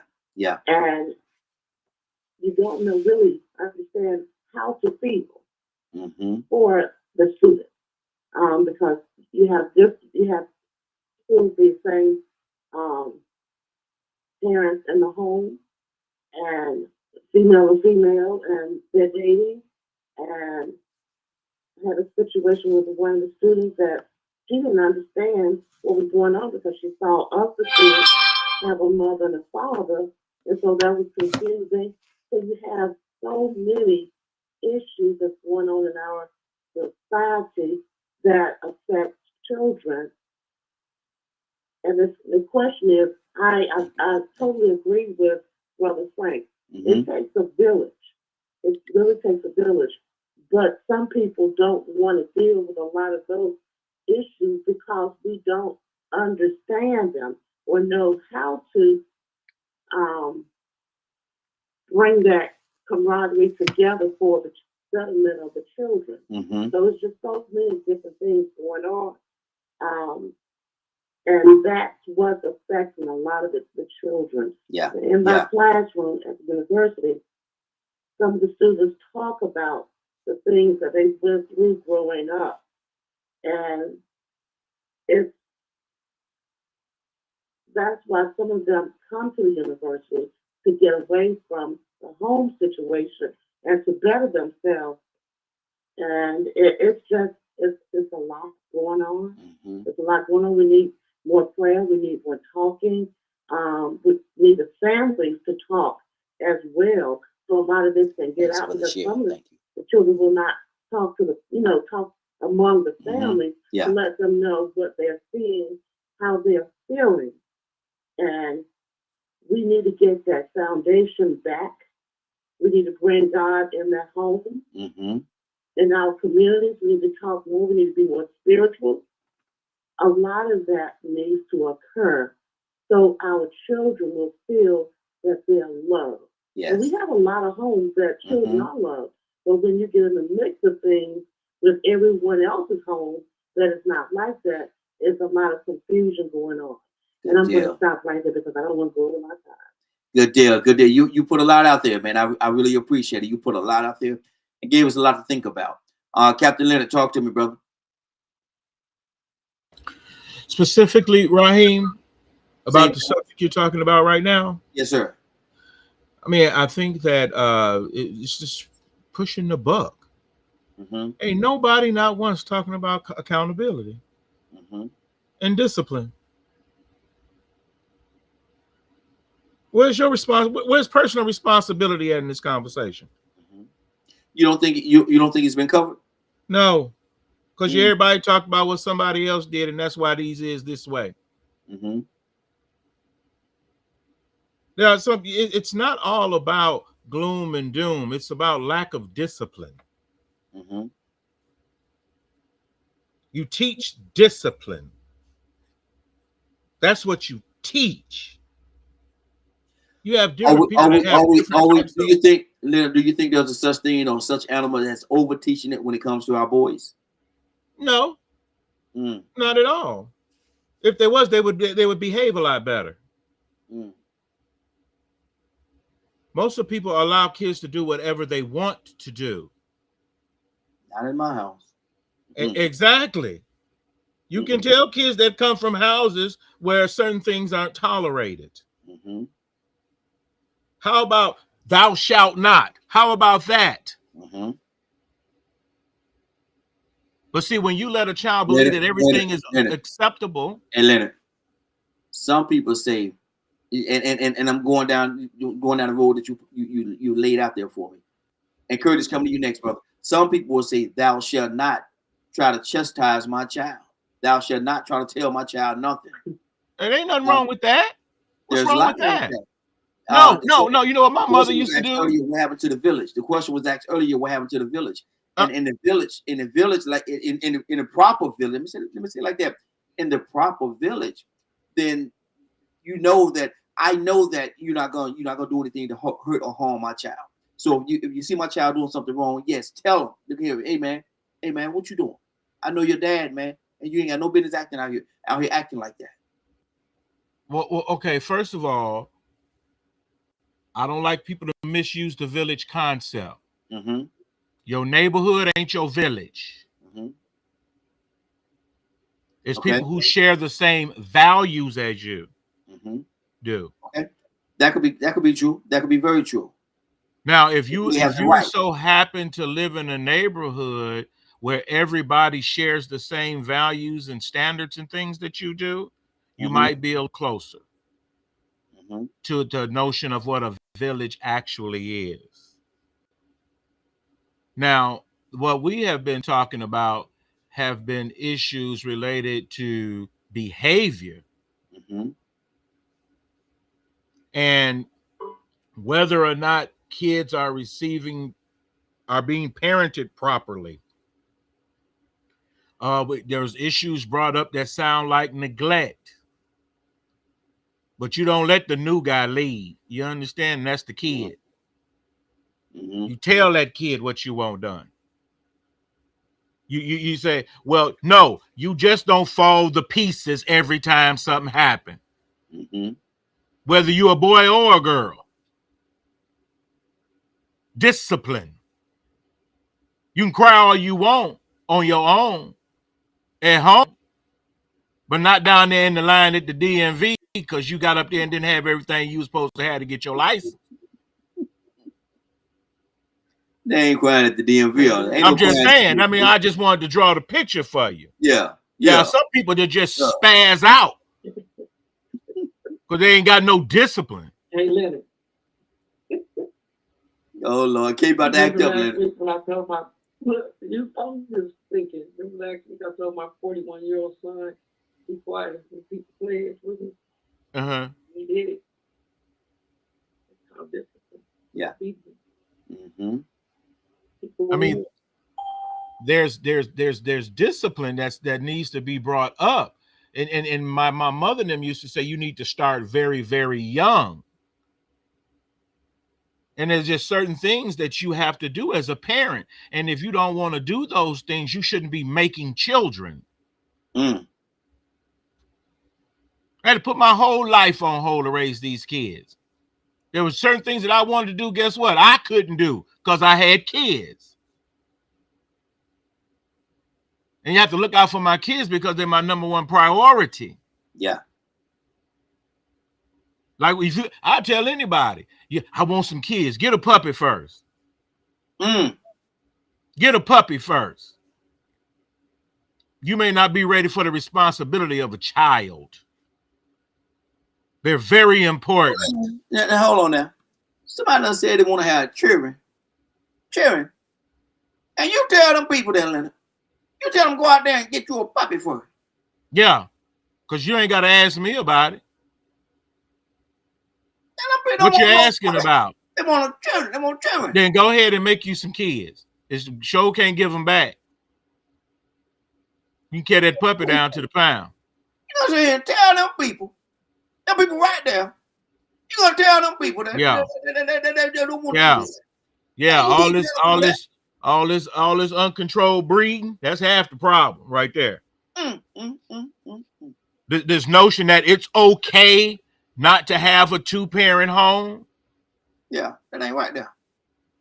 That ain't the best way to raise a child. No. But the world has taught you that's okay. In this world, there's much confusion. So now everybody just rushing out. And I want a baby. Some people want a child, but don't even want a husband. God almighty, boy. Don't want no man around. They just want the man to make it and going on about their business. Just because they want something to play with. Kids aren't things you have just to play with. So we have to understand that discipline is what it is. And giving these adults excuses for their behavior by blaming it on something in their childhood is the wrong way to go. I understand the whole therapeutic model that supports that type of intervention, Mm-hmm. but it ain't the best for everybody. It just shifts blame most of the time. Good deal. I don't care how Well, you was raised. You know right from wrong. You need to work on that. stay right there, man. Let me go to Curtis. Curtis, talk to me, brother. We got a lot going on this morning, man. We got a lot going on, Curtis. Talk to me. Well, there ain't much I have to say right here. Do you think from your vantage point, Curtis, is there a double standard in how we raise kids, male or female? Do we tell our little boys that see, look here, she scratch her little knee. We go up to, oh baby, you hurt your little knee. We put a little, we clean it off real good and make sure we put a little peroxide, whatever we're gonna put on there. We won't put alcohol, cause gonna burn. Put a little peroxide on there, man, and put a little nice little cute little bandage on it with a little almost like a little sticker, you know. But then the little boy, he come right behind you while you dressing her up, falling and scraping knee. Boy, you better get up off the ground. What's wrong with you, boy? Get up out here. Dust yourself out going for this plan, boy. Nothing wrong with you. What's wrong with you? Curtis. They both were human beings, man. They both hurt. They both got feelings and emotions and all that stuff. What is that? What have we just done? Well, you just Come on, talk straight to me, man. Talk straight to me. you just negated the feelings of the human being. Mm-hmm. But you know what? It's the larger question. The larger question is, what kind of man are you looking to raise? Mm-hmm. What kind? Are you looking to raise a man? Are you looking to raise a man? Or are you looking to raise a boy? What kind of man are you attempting to raise? That's good, X-Box. That's good. You know, Come on. Because see, I've seen and had to talk and had to help some of these young brothers off the edge, off the ledge. Mm-hmm. And I understand that some people believe that there's one cure fits all. It don't. It just don't. Mm-hmm. I'm sorry. It's not that simplistic. The situations and circumstances that these kids are going through, in a lot of cases, are extremely complicated. You know, it is. You got a young boy who was dealing with the fact that his mama was pimping him out. Mm. His sister was raping him, and he ain't got nothing but a 10th grade education. It's that. Mm. Where do you think he's going to fit in society? Where? Are we that close? I gotta ask, man. Are we that? You know what? I'm gonna say it first. And we wonder why these kids go out and move on with their lives. Because we haven't really shown them that we really care. I hate to say it, man. I hate to say it. We have not shown these kids, and this don't apply to all of us, but we have not shown these kids in today's world that we can be trusted with their lives. Mm-hmm. But yet we have an expectation for these kids to honor, respect, and do all diligent things before us, for us, and with us. But you have a large segment of society, in all honesty, that has truly not shown these kids that we can be trusted. Mm. If you don't believe what I'm saying, guess what? Let's go to the tail of the tape. How was Jeffrey Epstein able to do what he did with children? Mm. How was Ghislaine Maxwell capable of doing what she did with children? How is all of these people who was released by pardon of your selected official, every day we find out a new one of them has been prosecuted for child sex abuse, for child molestation. But yet it's real easy for us to sit back and talk about how messed up they are and how they don't have this and they don't have that and they don't have this and they don't have this. What have we gave them? What did we leave them? We left them a world that now, if they go and buy, man, Raheem, don't get me started, man. I used to go and buy a loaf of bread, Raheem, for 99 cents. Mm-hmm. We leaving these kids a world where when you go and buy a loaf of bread, the loaf of bread is $3.49. A pack of ground beef is $7. Gas almost $5. Yeah. These kids gonna be going to work, and that's all they're gonna be able to afford is the gas to get them to work. But we want to blame them for it. We want to blame them for all the racial, all the racism and all the hate that's going on in America. We want to act like, oh, well, we did, we could. Man, come on. I'm not going to sit here and act like it's just them. I've had to live that experience with them. I've had to literally sit there and watch a world tell a kid's father he is less than in front of the kid.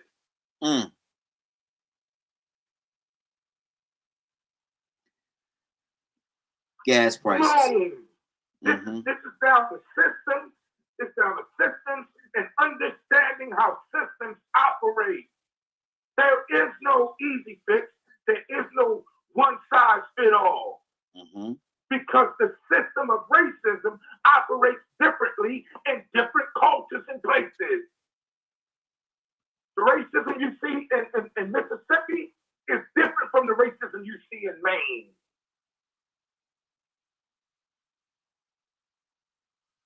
Good deal. I'm sorry, man. Now I'm transformed back into my original self. I'm sorry. Yeah, good deal. Make your point, brother. Make your point. 508-924-3521. 508-924-3521. Phone lines open. We got plenty of lines. Call in. One of the lines is just for you. Give us a call. 508-924-3521. Willow!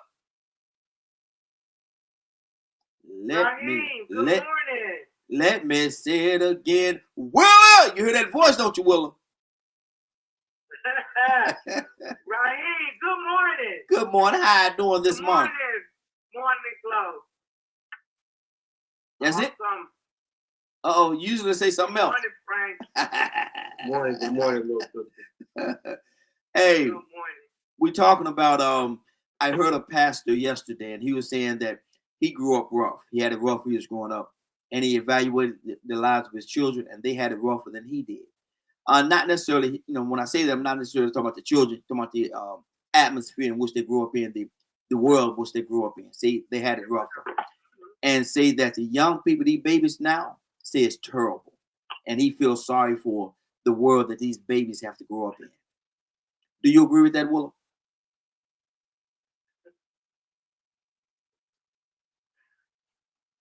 I'm trying to see how I'm going to put this. Uh-oh. You know what, Raheem? It is so easy for us to always come up with some kind of excuses and reasons why certain things are not going the way that they should. So let's just look at reality, because we've always, every last one of us has been in that place, that generation of being a young person. But you got to look at some of the progress that our ancestors have been through and where we are now. Because if we wasn't, Raheem, we'll still be getting up at 5, 4 o'clock in the morning picking pockets. Mm-hmm. And I promise you, I don't know if I would have lived at that time. Because the way my attitude is now, I don't know how I would have survived. I probably would have been like Harriet Tubman. I don't know. I'm just keeping it real. Mm-hmm. But what I'm actually trying to say is that we have progressed our culture in some area of our lives. Mm-hmm. But it seems like we stuck. It does. And I don't know where we missed the mark. Because I see this is prom and graduation time, and I see so many kids that are graduating that have gotten so many things that I know that I've never seen. Mm-hmm. The prom sent off, the graduation, 5,000 and 4,000 and up. The limousines that we give for our children. You know, so many. Now, everybody hasn't gotten it, no, because everybody are doing what, they're doing in their own household. But as far as what we should be giving them, teaching them about financing, teaching them how to be great fathers and great mothers, and, we're missing the mark right there. The disrespect on how you see our young boys and even some of the girls walking down the street with their pants down, where they see elderly and they cussing and going on, and they messing up people's properties, jumping on cars. Now, these are things that I see here in Chicago. I can't say what go on in Atlanta or Baltimore or Michigan or Alabama. I can't tell you about them. I can only tell you about what's going on in Chicago. So, yeah, I agree in some way, but then in others I don't. Because we just making up excuses for fathers missing in the household, bad mama. We could go on and on. Because so many of those things are under the same umbrella, Raheem. But my last and final statement is, it doesn't have to be that way. It doesn't. It doesn't. It doesn't. Because a lot of them not even old enough to vote. Come on now. It is what it is. There you go. Toussaint, talk to me, brother.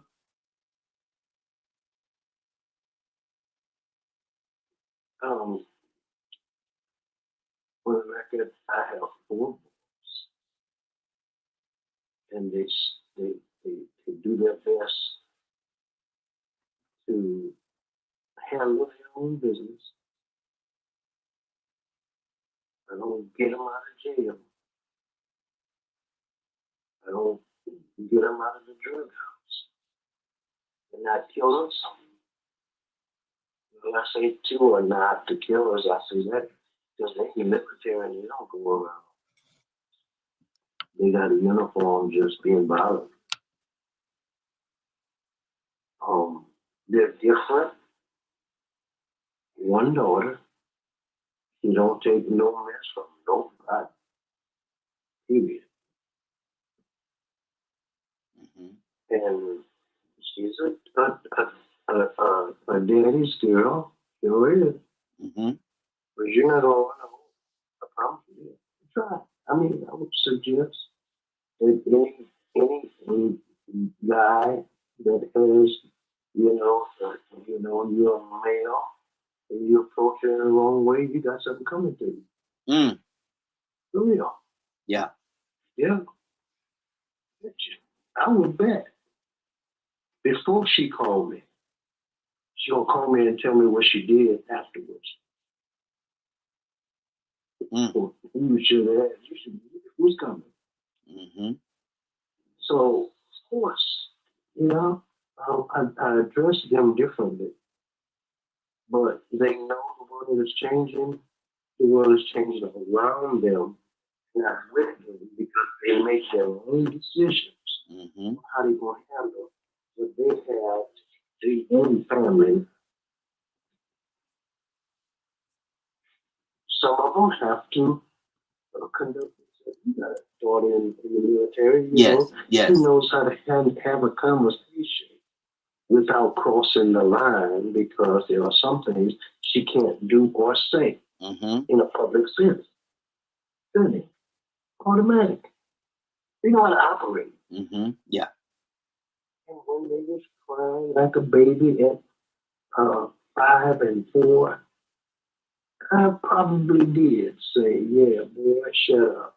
You shut your mouth right now.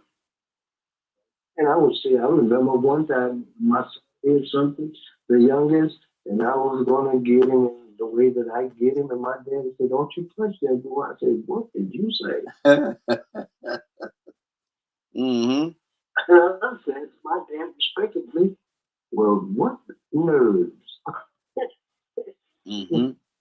Because we were raised in a way that it was different. There's a way that we can operate without fear. Yeah. For some reason, Dad pushed us away from doing labor. You know how he did that, right here? How's that?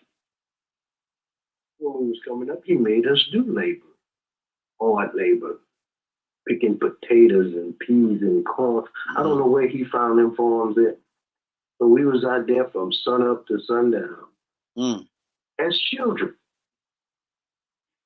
And at the point where we got 13, 14, 15, we had work ethics.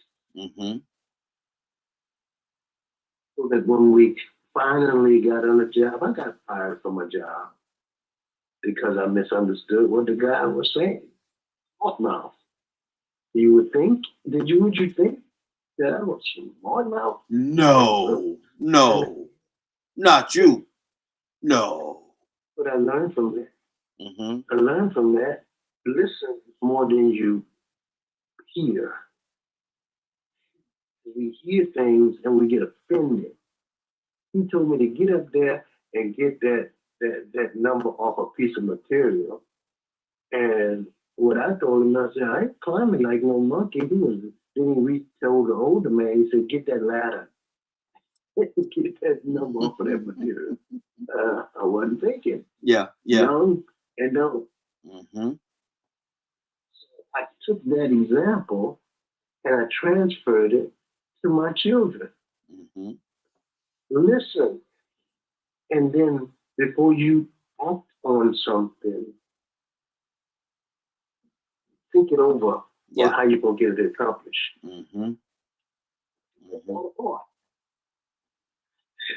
Daddy, I don't know what to do about this. Hold up. Wait a minute.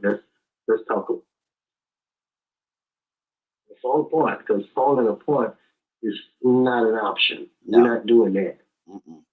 Not I at know all. it might seem like I was just kicking them in the head and all that kind of stuff.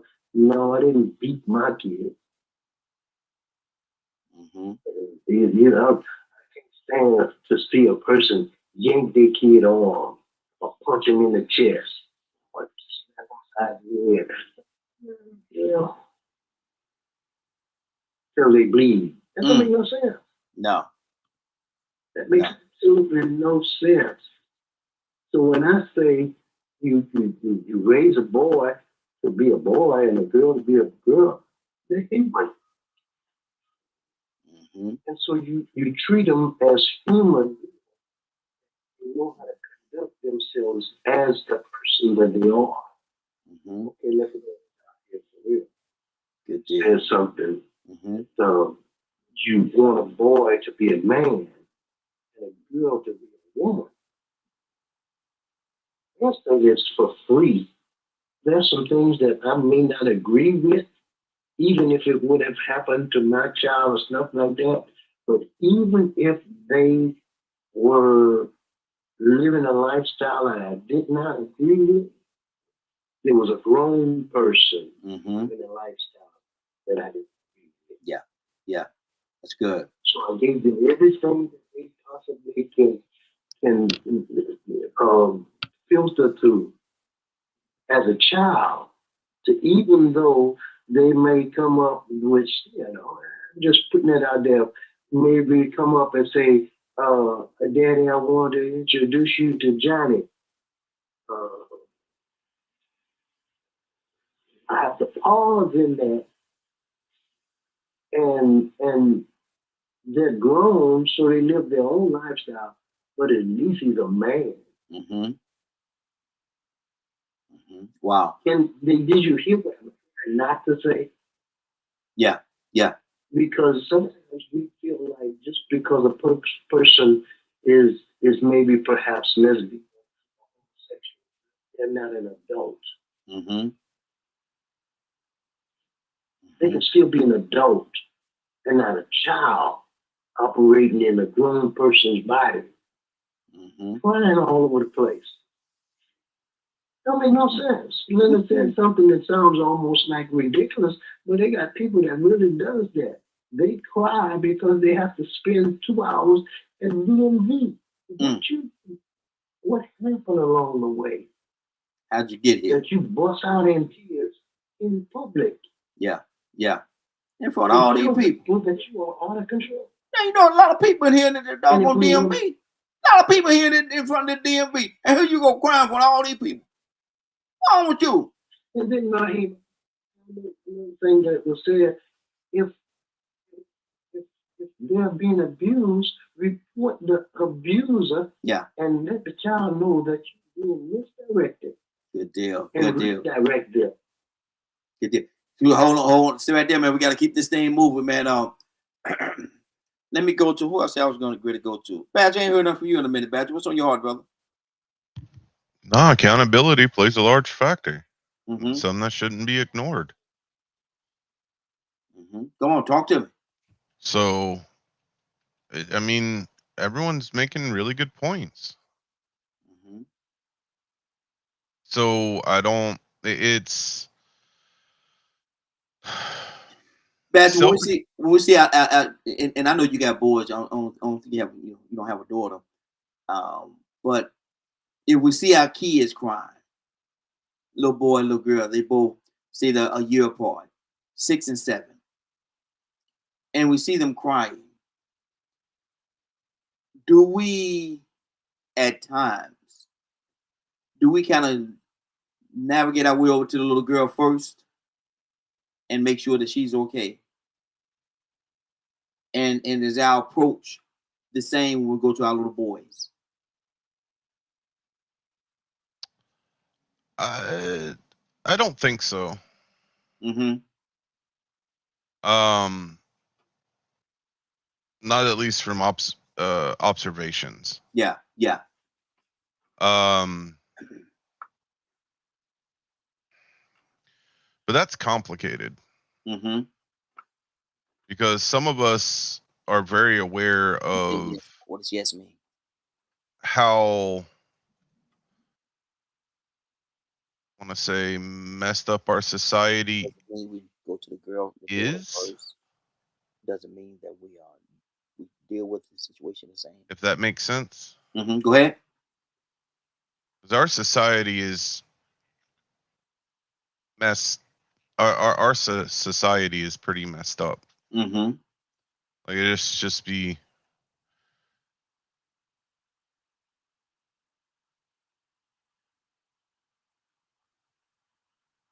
factual about the whole situation. Mm-hmm. Come on. Because it's, man, for the longest time. Oh, for the longest time. No, sir. I'm already struggling. Sir. Man, that song is, I had to get that one, boy. I used to like that song. Get them, Leonard. For the longest time. Okay. I'm going to keep my eardrums today. Huh? Go ahead, Badger. You done lost track. That good singing mess you up, boy. That good singing mess you up. For the longest. No, it's more like my eardrums, man. Oh, for the longest. Oh, I'm ready to go into that. I'm ready to go into the verse. But go ahead, boy. I'm about to sing it. Go ahead, Badger. Talk to me. Nice song. Yes, Rose. Nice song. Yes, it is. Thank you, Rose. I know when we get into blame games, we get into who has it tougher, men or women, and all these Mhm. other types of things, a lot of things end up getting ignored because from individual to individual, Mhm. you know. And then we look at our society, especially the way white people have done things. Mhm. Uh-oh. Um, that's just Go they, ahead. I ain't saying man. nothing. Oh, I just said oh. Go ahead. There's a lot of um. It seems like because grown up white skinned, Mhm. the majority of time there was always just blame on whoever they perceived as king or queen at the time. Mhm. Mm. So it caused its own issues. But then when it comes to actually, you know, holding people accountable, it's almost like they don't want to be the next William Wallace or um, rebel that was murdered by those in power. Like it's just this constant fear Mhm. of if I do anything to upset the system or those in power, then why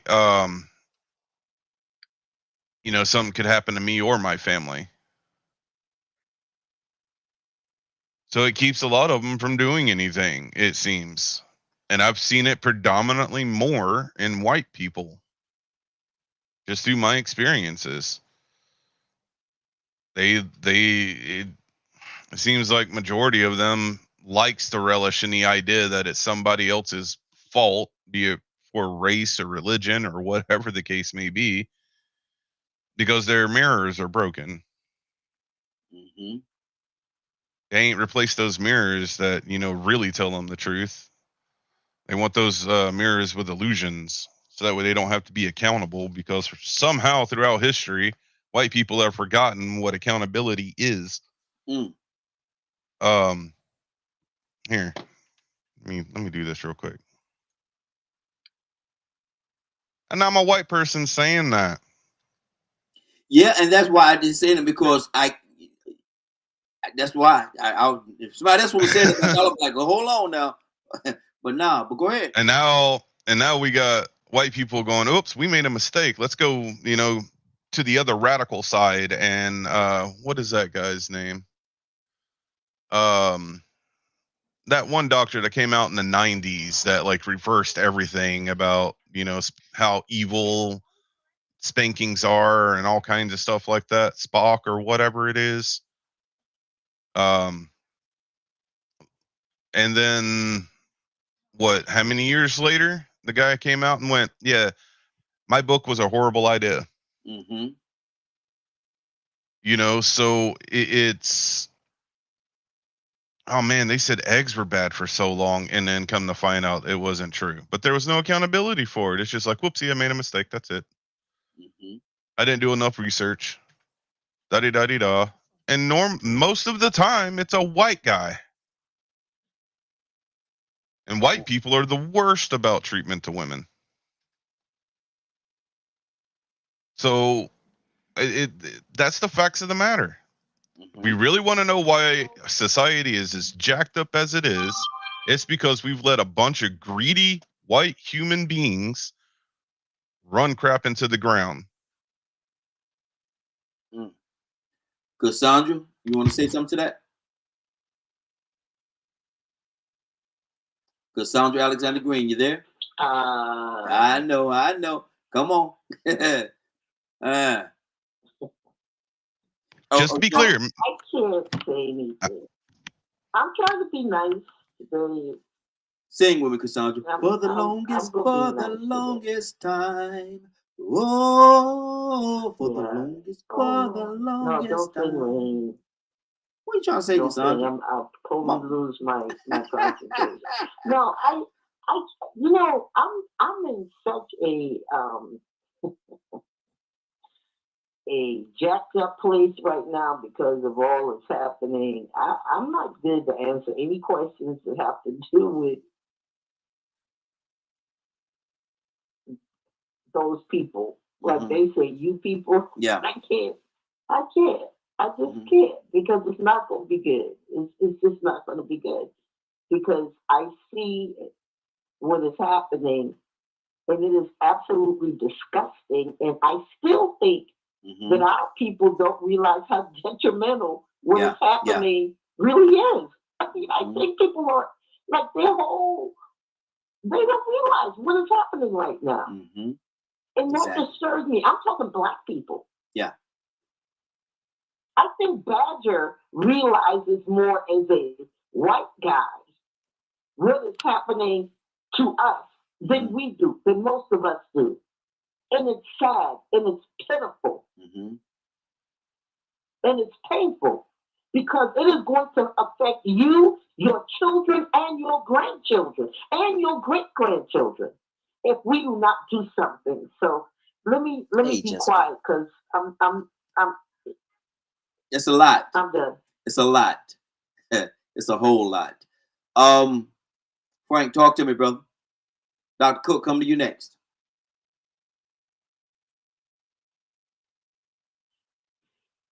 You know, a lot of this is the way we define things. And I always say that you can't study the Word of God like you do a textbook or like you take classes or anything else like that. It is every part of it is important. It's important for us to communicate with God, so it's important for us to pray. But it's equally as important for us to listen. Revelation, when God reveals things to us, it is things that you're not just going to get from dead letter, from just reading and saying, I can figure it out. Mhm.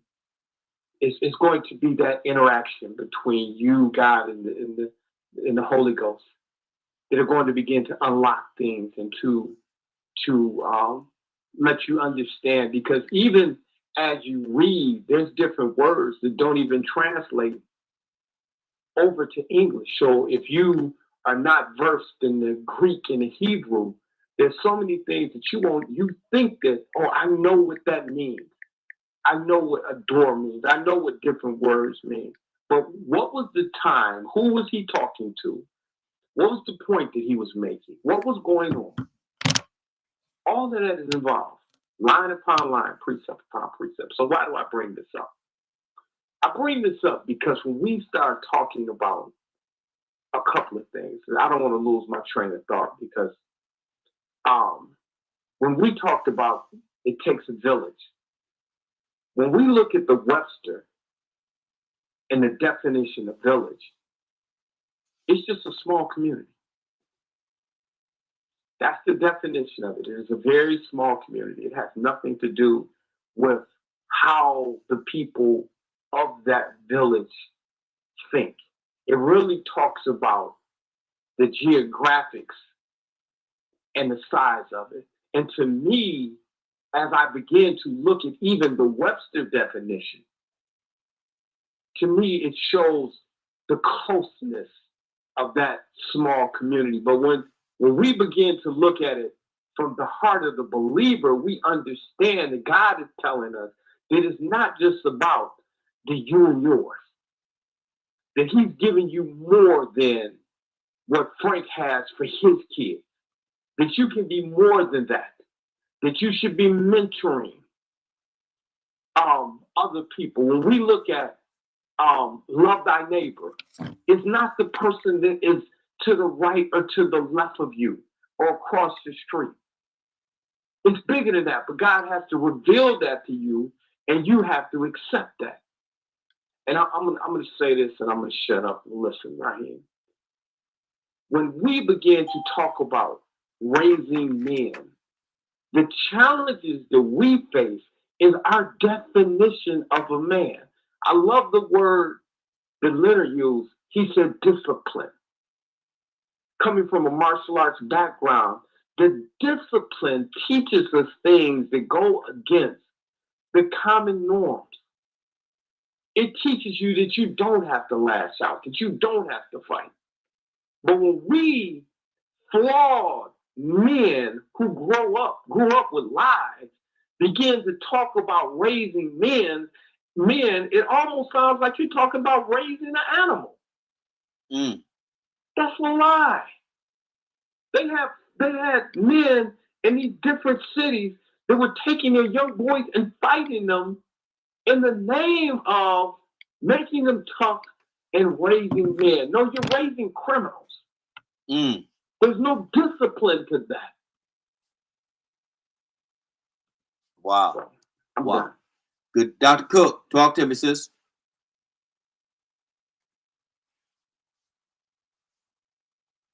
Dr. Cook, Where's the question at this time?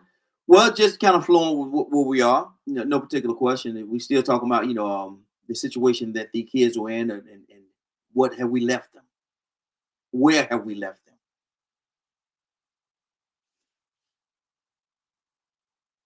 Okay. So I'll piggyback off of what Brother Frank was talking about. Okay. When you have a society that's thinking about building more prisons than building more schools, Mm-hmm. or building more community activities for the children that's going to grow their minds. It's something that's intentional in this world. The money, we know we need money in order to help people, our children, with anything in our community. Mm-hmm. So the community has to basically come together in order to make that happen. But when you have other systems that's gearing more toward building prisons, we know what's going to happen after that.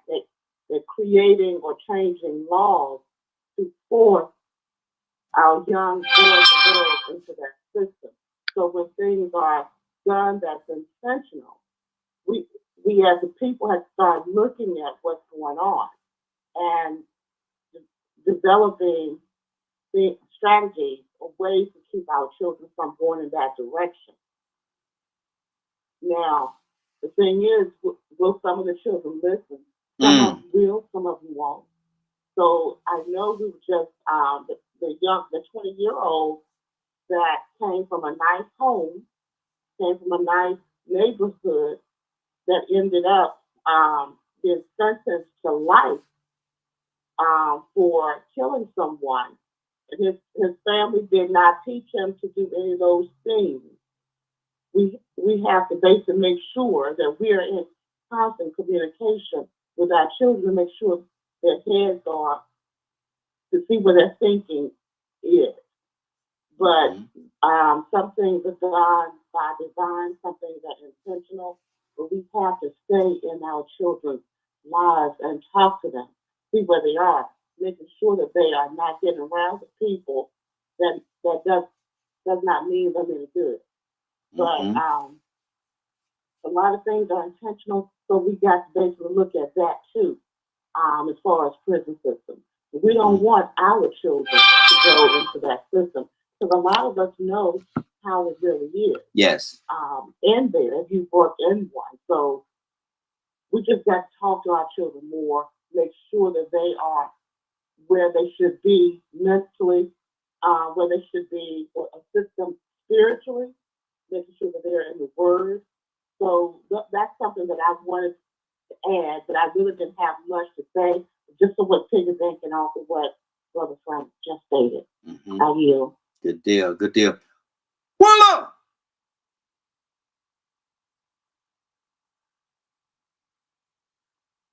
Will, are you there? Yeah, I'm sorry. Hold on. Okay. I'm here. Okay. I'm just at the airport picking up somebody. That's all right. Okay. Oh, okay. I'm sorry. What did you say, Ryan? Well, we're still actually talking about the same situation with the young people. Where have we left them? What have they inherited from us? Is it a good world that we're leaving them, Willa? You know what I like what Frank said. Mm-hmm. You know, that stuck with me. What he said about our responsibility, what we're supposed to be doing. you know, for Mother's Day, I talked about women and our responsibility. As parents, when we have children, no longer is our lives our lives. And I believe in some incidents that we had knew that we were trained to know that, then I think we would have probably did better. Mm-hmm. So from this point on, just this point on, I think that we need to have a better attitude, just like he said, of mentoring somebody. Because maybe somebody wasn't privileged like you and I were. Maybe, you know, somebody like we know for a fact. Mm-hmm. There's so many men missing in a household. There's so many reckless women that we should take on the responsibility of mentoring somebody that's, you know, not even in our family. And if we could do that, and if everybody could do that, maybe, just maybe, this would be a better world. That's what I think. Wow. Yeah. 508-924-3521. 508-924-3521. Leonard, you was about to say something, brother? I was actually coughing, but time flies by, right? and you know, sometimes I get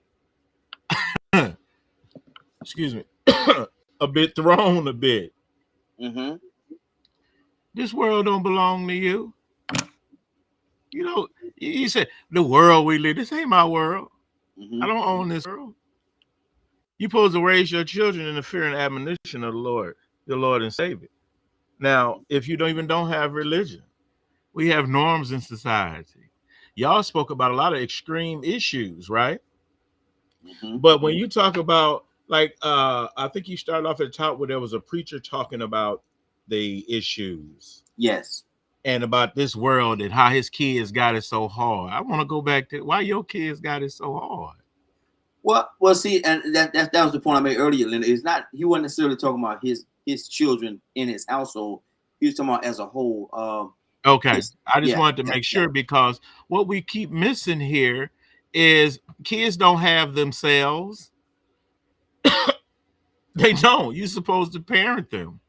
Mm-hmm. And I told folks, that's probably one of the only 50-50 deals I don't ever went into.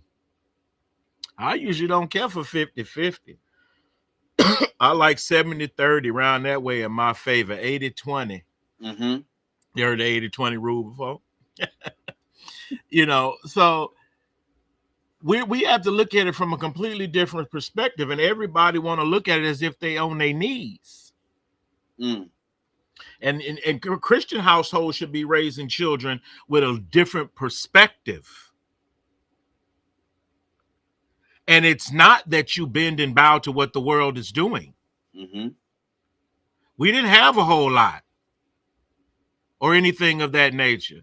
We're in this world, but not of this world mentality. Exactly. And you didn't have no excuse. I mean, like how Tucson said, you know, you straighten up. Some of y'all don't think y'all straighten up right now. Get it together. Tighten it up before I tighten it up for you. My boys know what that means. Either you get yourself together or I'm going to get you together. Mm-hmm.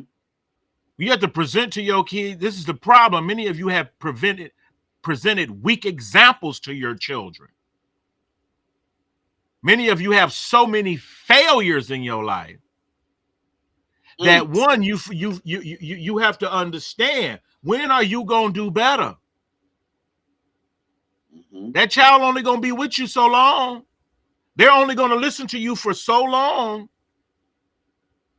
That's why you have to do it all the way up to that age.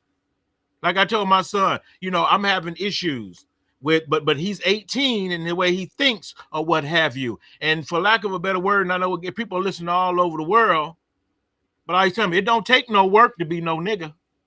Hey! You don't want to do this, you don't want to do that, but you want to do this, that, and the other. Oh, that's what it looked like. Mm-hmm. That's what it looked like. That's all you want to be. It's somebody else's nigga. You said that 2 times now. I'm gonna mute you. Now, if you don't got no bigger aspirations than that, they got a place for you. But at some point, you have to parent You don't let the new person on the block run the game. You've been here 40 years. They just got here. All of a sudden they got it so hard. These kids are born ahead of where you were back in them 50s. Wow. They born ahead. How? And soon they're able to utilize the tools. Leonard, how? What? Because they have access that you did not have. They have technology that you did not have. They have so much that you did not have. These kids ride around in air conditioning back and forth to practice. Question. If you take, and this is very far-fetched, but if you take a young child, you go get it. You go get it. Oh yeah. If you take a young child that was growing up back in the day during our era, and you take one of these new age kids that's growing up in this era, and you put them on a deserted island somewhere where you don't have all this technology and all the other stuff that they have, who will survive better and longer? They probably will find a way, but that's not really the issue. But the issue is this. That's not the issue. We were equipped to pretty much live off the land and different things. So that, you know, I could live off the land. They take me, drop me off on an island somewhere, man. I could live off the land. I could feed myself and make shelter, all that stuff I could do.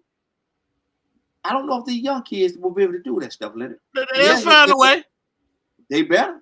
They better. You get a hunger will find a way. Yeah, they better. Hunger will find a way. But see, this is the thing. This meal crap gonna kill them. If you have to imagine it, yeah, it ain't real. Okay, all right. If you have to imagine pain, it ain't real. I'm gonna tell you, you're making it up. I really believe the generation that I grew up in and before would survive better in that atmosphere because they know how to. They've been trained. They don't have to figure it out. See, the new kids today, the one we're talking about, the new generation, this new age, they're gonna have to figure it out. And so the one that already know how to do it is already ahead of the game. They know how to do it. Because they can sit in front of a YouTube for 10 minutes and learn that. Ain't no technology. I say take all the technology away. They don't have all that. So see how you want to cripple them to get them to fit who you were? See. Now you're curving what I'm saying. You're curving what I'm saying. I just ask which one is more equipped to handle those situations. So much was poured into them back in the day.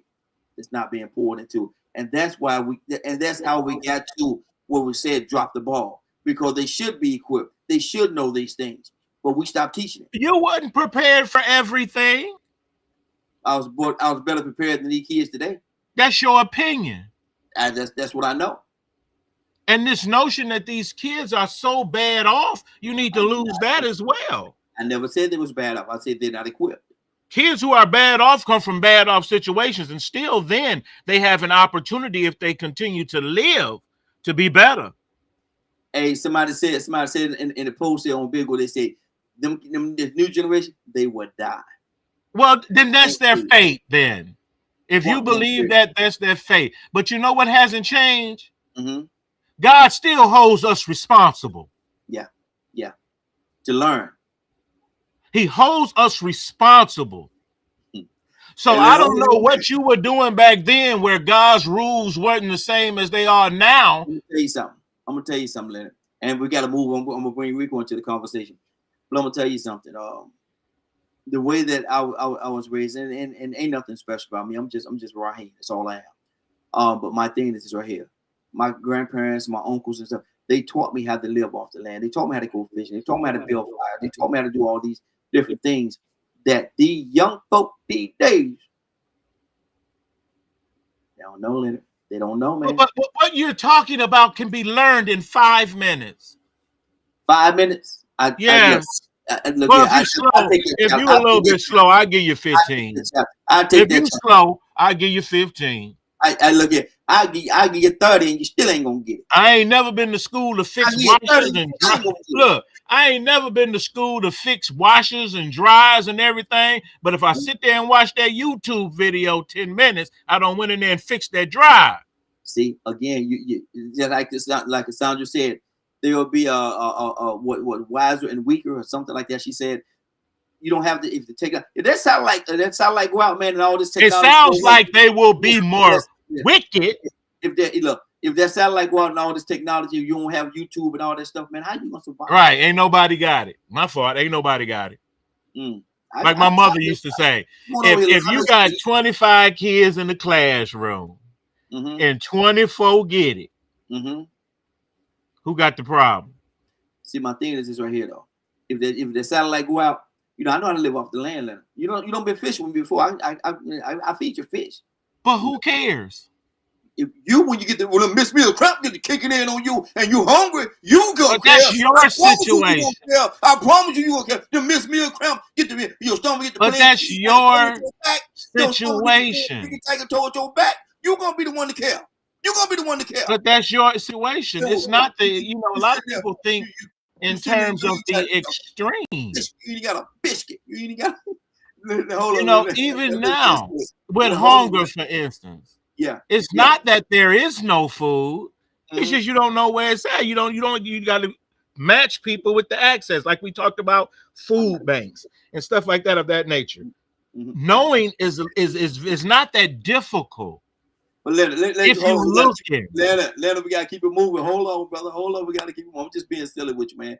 But let me go to Rico. But let's not paint the world. Let's not act like Jesus don't save. Lord, how much, Leonard? I got a mute button, and I don't try not to use it on you, brother. I got a mute button now, Leonard. I gotta move on, man. Hold on, Leonard. Don't go nowhere. Rico, talk to me. Good morning, sir. How you doing this morning? Rico, this is another day of life, man. What you want me to talk about? Well, I'm gonna take you back to where we started. I was listening to this pastor yesterday, and he was saying how he had it rough when he was growing up, and all the stuff he had to go through. But then he said he looked at his children's lives, evaluated his children's lives. Now he's talking about the children's lives, and he's not necessarily talking about the children in his household, but as a whole. He said they have it rougher than what he had it. But his final point was this: the new babies that's coming into this world today, it's terrible. It's going to be terrible for them, man, and they're gonna have a real bad situation because of the world that they inherited from what we did and what did not do. And it's been said that we dropped the ball and all kinds of different things has been said. Rico, what do you think about this, man? The young babies that's being born today, is it going to be a terrible situation for them? It's going to be a more risky situation because it is true. Things have gotten better in some cases and things have gotten worse. We got to understand that these children are more vulnerable now. We didn't improve from latchkey children. We actually got more latchkey. We got parents that have been told that they got to have 4 or 5 sources of income to survive today, and they out there trying to get it. And while they out there trying to get it, somebody's sneaking in the back door, seeing your daughter. Oh Lord! Inviting little girls over. Children are more vulnerable now. Oh, they got all the technology, look up what they want to, but what are they interested in? Sex.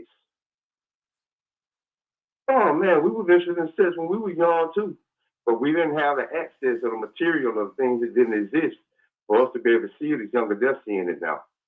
Yeah, so it's a lot more dangerous because at 3 or 4 years old, these kids can be exposed to something that doesn't look right and say, you know what? I think I want to be a girl too. The whole time you're a boy. 3 years old. So, these children, they are more vulnerable. They can, and if they don't have, if you didn't actually program them to be interested in the things that they should be interested in, then they're going to latch on to whatever draws their attention. Probably the most exciting, most spectacular. So, these children, they have the choice, or they really have the responsibility of trying to discern right from wrong when they don't have the right structure at home. They don't have the right guidance. We're in a situation now where after 40-something years, let's say after 60-something years after the Voting Rights Act, we complaining about the black people not participating in the vote. But guess what I hear a lot of people my age saying who have children, black children, that they need to raise up in this world and find the importance of voting. They don't like slave movies. They don't like talking about racism. That stuff was back in the past. Ain't nobody about that stuff no more. Man, I grew up with them and I heard them over the last few decades. Not like to talk about those uncomfortable situations. And look at us now. Some of them parents don't vote neither.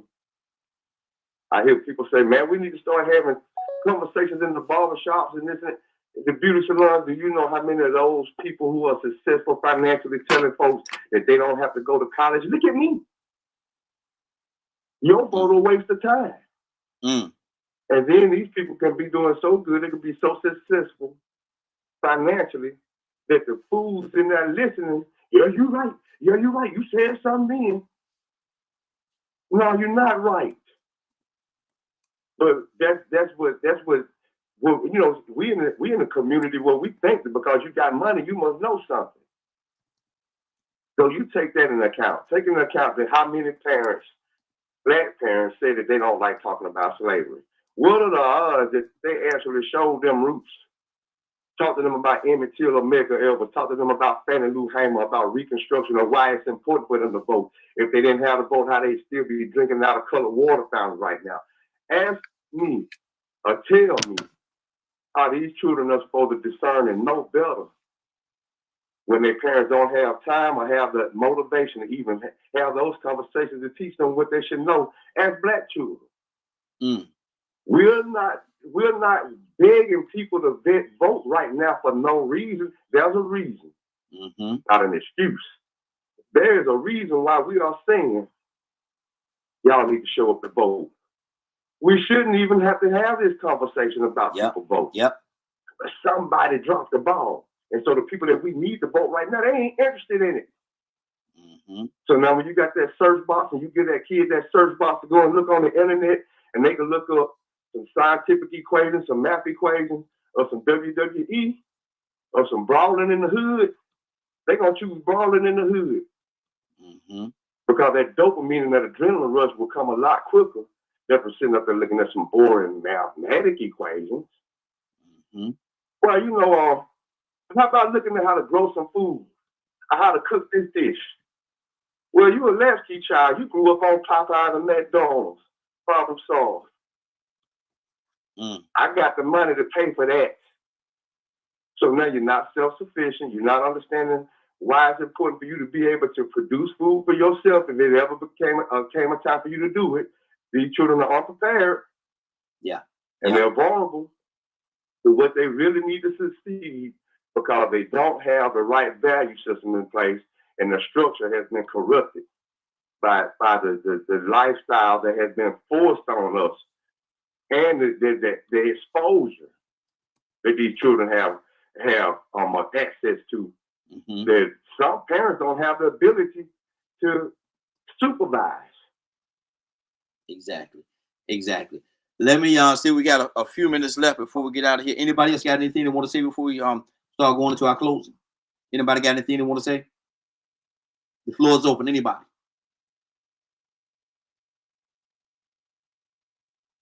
I can't believe all y'all quiet. Oh Lord.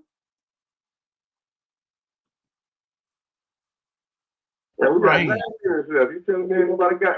I know I ain't getting that. Come on, I know y'all got something to say. Oh yeah, well, I'll say something right here. 5 minutes, man. Come on, man. Well, I really agree with a lot of what Rico was talking about to a certain extent. But it's not about it. We think so negative instead of thinking about, okay, so what you gonna prepare them to do? You can show a kid a lot. Now they may not take to it right away, but as they get older, like I said, it's your job. It's a responsibility that you have to teach your child certain things. And once they grow up, then they on their own to do what they choose. And that window of opportunity is very small. You ain't 18 years ain't that long to be here. Everybody think it's about knowing everything. No, it's not. It's about knowing what's right and doing that. So one, I could always say, good kids come from good homes, but I know some very good homes where them kids is hell. And let me ask you this question, and wrap it up, man. Cause I know some more people that want to see, so I want to get as many as I can, in on this last part of it before we get out of here. But let me ask you this: it's very important, almost imperative that we spend the time teach our children, teach them what they need to know in order to move forward. But how does one do that has not been taught themselves? So if you start off with ain't nobody been taught what they supposed to do, that's how you wound up there. Mm-hmm. There are some people that simply just don't want to do as they were taught. My thing is this, Olena. How do we get my thing is, in order to teach the children, you got to have somebody that's able, that's been taught. And so my thing is, if that person that's responsible for these children has not been taught, how do we curb that and not only teach the children but also teach the parent?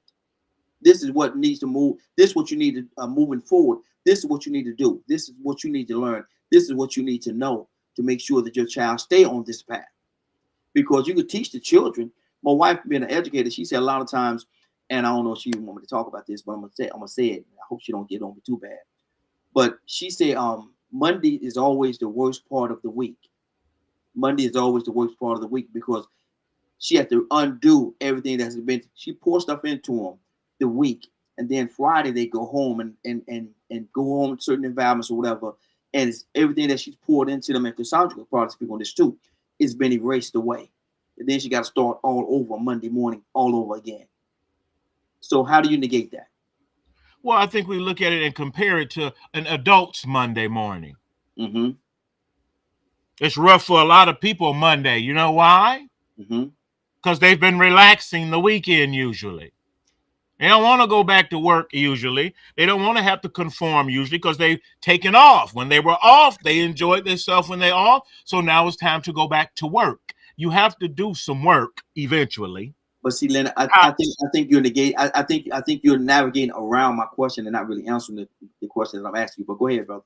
Well, I think it depends on the person. You're just, how do you think you can teach a child everything they need to know? How? No, that's not right. That's right. Not so you teach them basic things. What? And they take those basic things and apply them to their adult lives, and hopefully they're going to start making some adjustments because they're not you. Okay, stay right there. Anybody else have anything they want to say? Anybody else got anything? Come on, this is the time to do it. Come on. I do it right here. Whoever's next. Whoever's next, go ahead. Somebody else want to say something? No, go. Go ahead, Frank. Give me your quick version, brother. Let me say something that we definitely need to hear. And when he said it, everything else that he said came behind it. But there's sometimes we need to focus on one thing. We're so negative. And we will spend our entire life highlighting on everything that we can't do. Okay, well, what can we do? I mean, at some point, okay, let's acknowledge all of this stuff is going on. Let's agree with it. Now, let's spend some seasons talking about what we can do to fix it. He said something else. The parents understand that you have to do your best to inform your children and to teach them the way to go. But they have a responsibility too. And the thing about it is, at 18 or 19 or 20 years old, you may not see the fruit of it. I am a living witness to that. There's a lot of things that my parents taught me that didn't kick in until later in life. It's not that they didn't tell me. I rejected it on purpose. I just didn't want to do it. So guess what had to happen? I had to deal with the consequences of my decisions. But with all of that being said, it is important that we do our part. That's all we can do. And that's what's being missed. There's so many households in the Black community where we're not doing our part. And instead of blaming the children, let's just do our part. Okay, good deal. Let's do what we can do.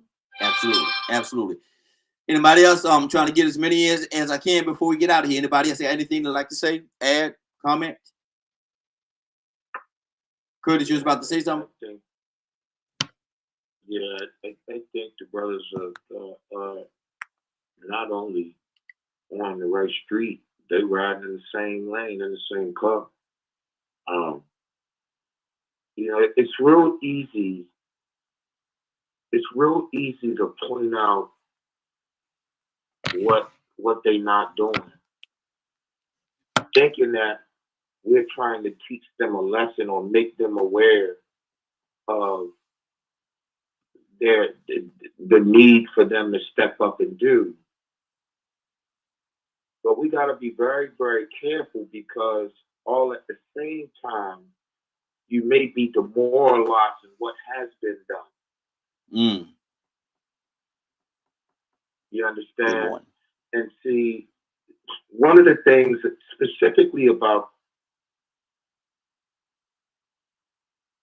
one of the dynamics that I have noticed, that when I used to have an all male group, I got this saying from one of my frat brothers, and I really pondered it. And I'm like, wow, you know what? That's so deep. He told me one time, a real man lives by the decisions he makes.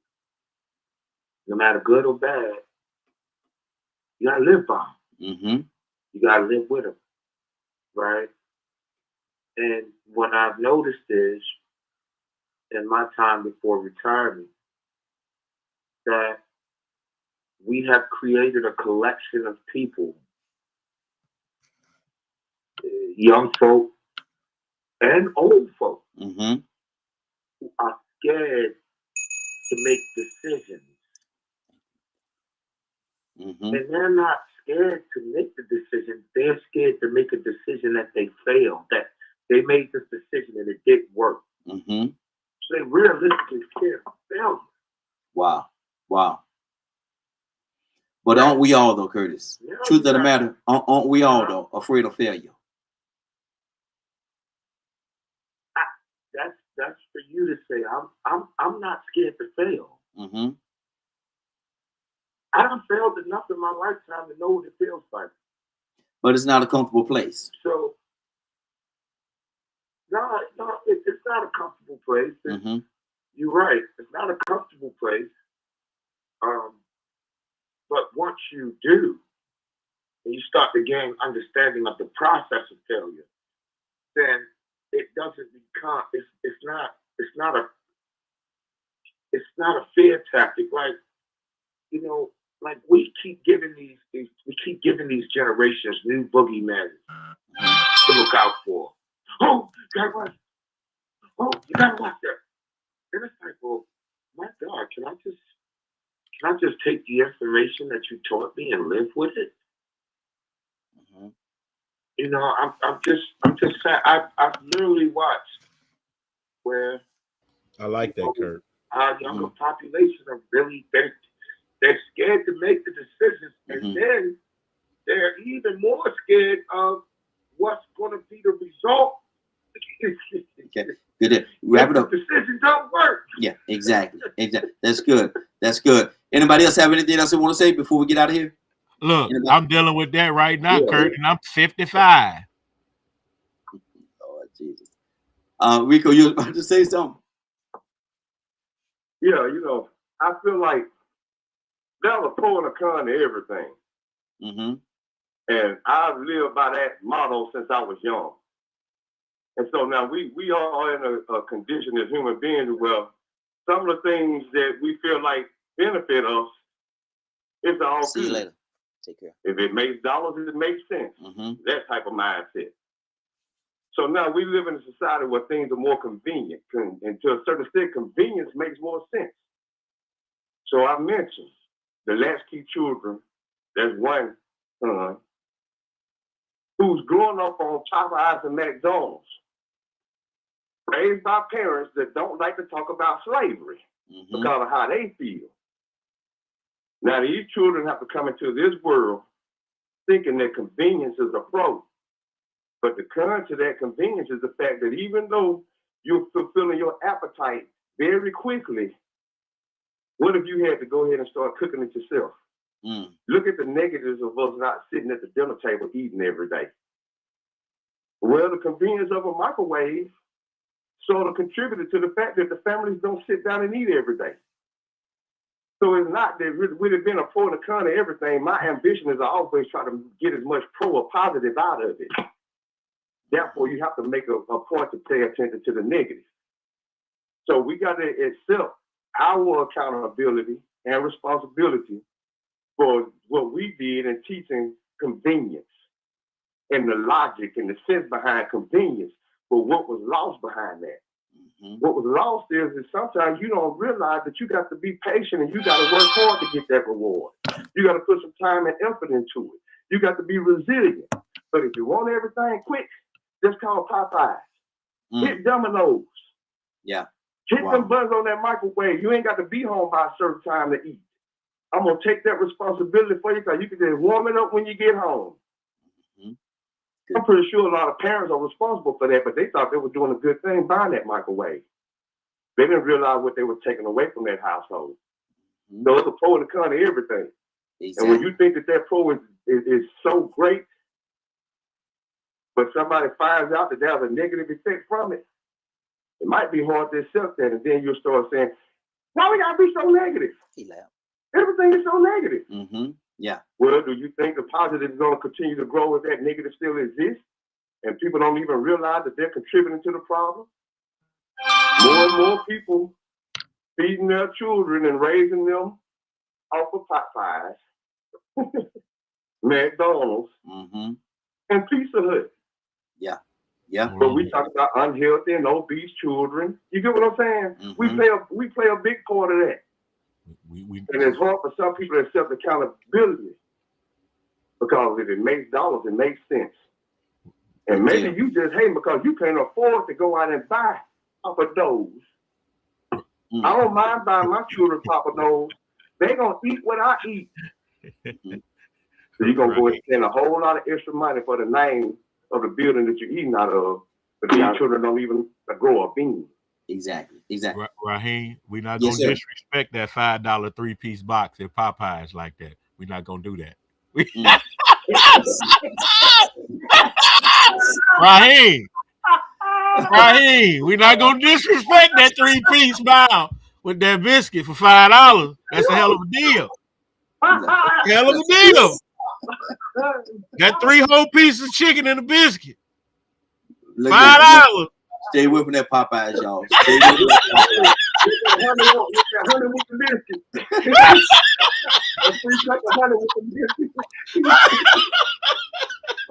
What about that focal Wendy's? Boy, you better stop. You better stop.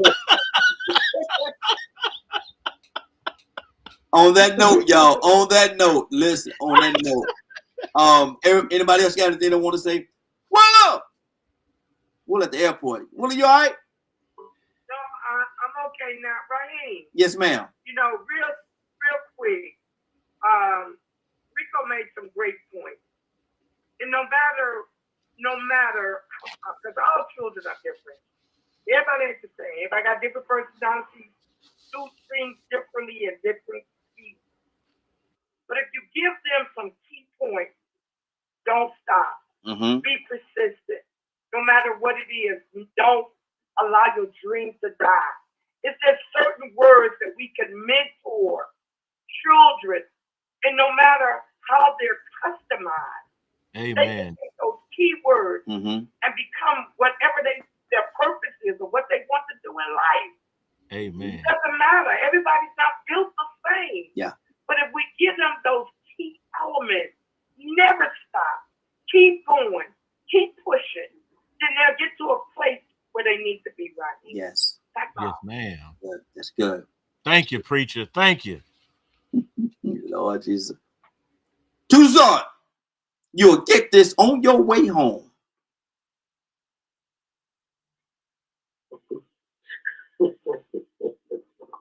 No, you won't. Oh, you ain't give up. You ain't giving up on them, hey?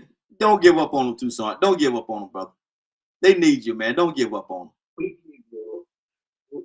How long do we go around this mountain? You get it when we get home. And that's powerful there. That's powerful. That's good. That's good. Children is Israel 40 years. Going around in circles. Will it go around in circles? Will it fly like a bird up in the sky? Will it go around in circles? What are you singing? What are Will you it fly singing? like a bird up in the sky? Boom, boom, boom, boom, boom. I know a song ain't got no melody. Gonna sing it for my friends. Yes, sir. I know a song ain't got no melody.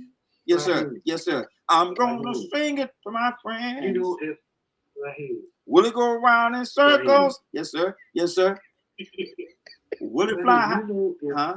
You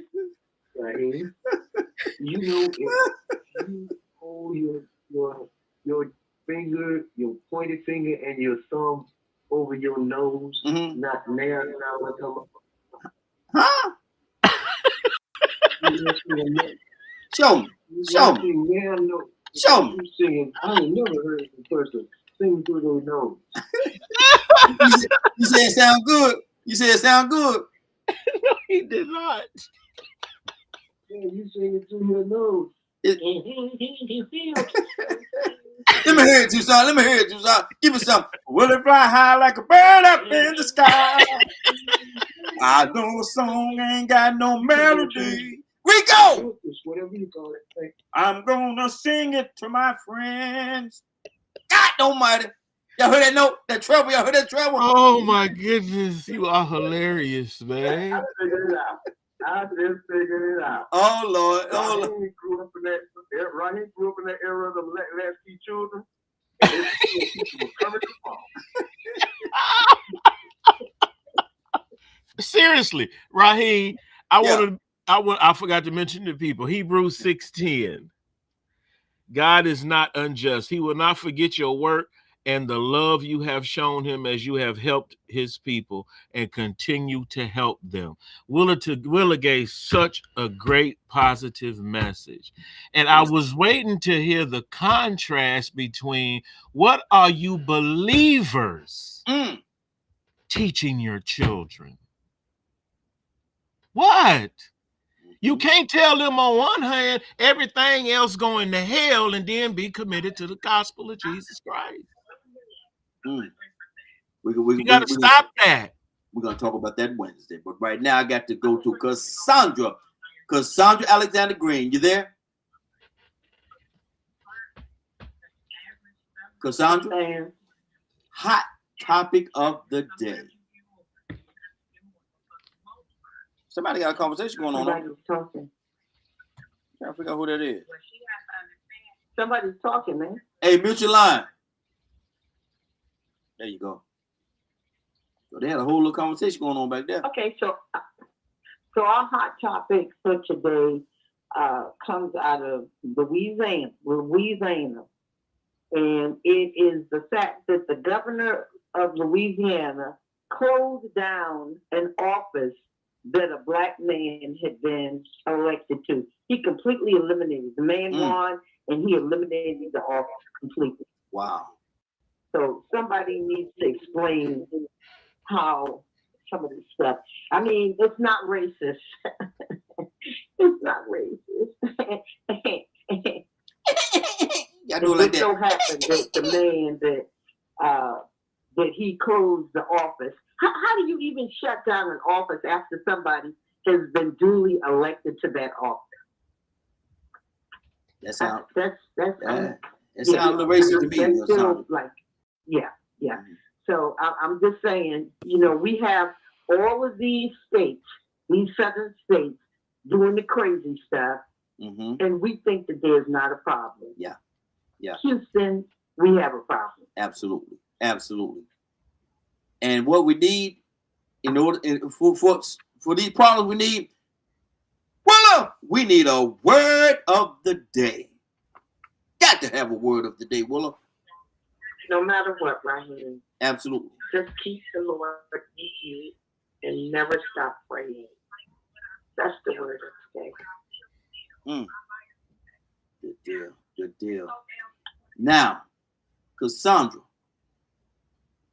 Alexander Green, you still there with us? Yes. Because somebody joined this broadcast late, 8 o'clock, 8:30, 9 o'clock, even 9:30. I ain't say 9:30. I say 9:30. And they say, man, they talk about some good things today. I wish that there was a way that I could hear it and hear it in its entirety. Cassandra, are you able to help them out? Yes, we can definitely help them out if you've missed any part of the show. Was Will finished? Yes. She said that was the word of the day. Mm-hmm. See? That was so short. I was like, okay. If you missed any part of the show and would like to see or hear it in its entirety, tune into BKMMediagroup.com at 3 p.m. Eastern Standard Time. Once again, if you've missed any part of the show and would like to see or hear it in its entirety, tune into BKMMediagroup.com at 3 p.m. Eastern Standard Time. Good deal. Cassandra, you do that so well. You do that so well. Now it's time, y'all, for the pledge. If y'all don't mind, please, and please again, repeat after me. It goes like this. I will take this day. I will take this day. I will take this day And be the best that I can be. and be the best that I can be. Do the best that I can. Do the best that I can. And help as many people as I can to do the same thing. And help as many people as I can to do the same thing. I promise to do it with love. I promise to do it with love. Compassion. Compassion. And the grace of God. And the grace of God. Giving him all the honor. Giving him all the honor. All the praise. All the praise. And all of the glory. And all of the glory. In the name of my Lord and Savior, Jesus Christ. In the name of my Lord and Savior, Jesus Christ. Amen, amen, amen. Yes, Lord. Yes. Tucson, what did you hear, brother?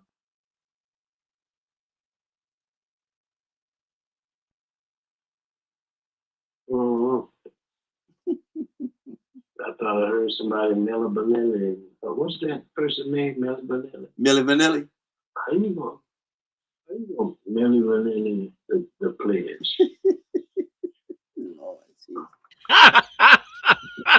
no, see? You don't want to talk about Milli Vanilli, then talking about you don't want me singing through my nose. You talking about Milli Vanilli, see? Oh man, you got something against singing today, man. You got something against singing. I believe that's what it is, man. You got something against singing today. We'll put you out the choir. I know that. I say, hey, look here, man. I'm bringing them notes. I'm bringing the melody to the choir. The melody. Will has come and it go. Will it last? What are you saying? Forevermore? God almighty. Well, hold on. Rico, what did you hear, Rico? Rico, what did you hear?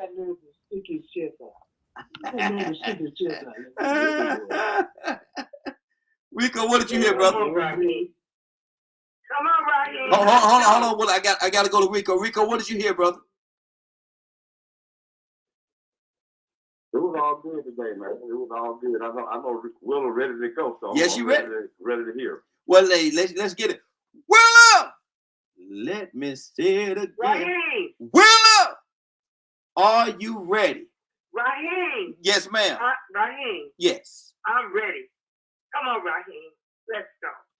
Well, Miss Willa Mae Brown, since you said it like that and I ain't got no reason to doubt you, I just got one more thing to say to you. And that is, Willa! Let's go.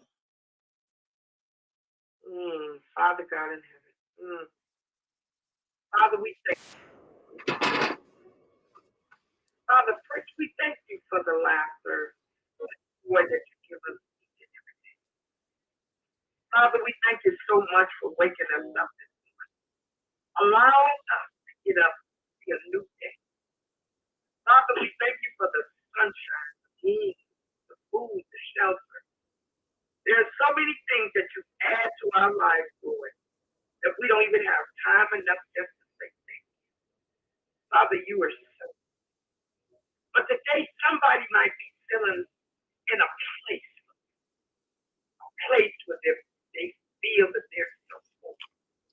So Father, we need you to help to pour into this, to transfer that information that there is.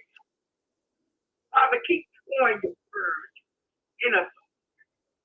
Father, keep strengthening us and giving us wisdom, guidance, and understanding. Father, we need you. We need you more than anything we've ever needed in life today. Father, we thank you. We thank you because you told us that you would not have us to be ignorant. You told us about these times. And you told us that when we see these times to draw nigh to you closer. So Father, keep teaching us, guiding us, helping us, oh Lord, to be more. Yes, Lord. Father, we thank you for picking us up, carrying us to our seat. Father, we're praying for our children because they need you. Father, we need you to open up their hearts, their minds to receive your word. Father, we thank you. Thank you for each and every last one that got on this line. Father, keep helping and mentoring us, oh Lord, in your direction, not ours. Father, we submit our will to you today. We honor you, glorify you, oh Lord. Thank you for the morning glow. Thank you for Raheem, his obedience, and we thank you for his family. In Jesus' name. Amen, amen.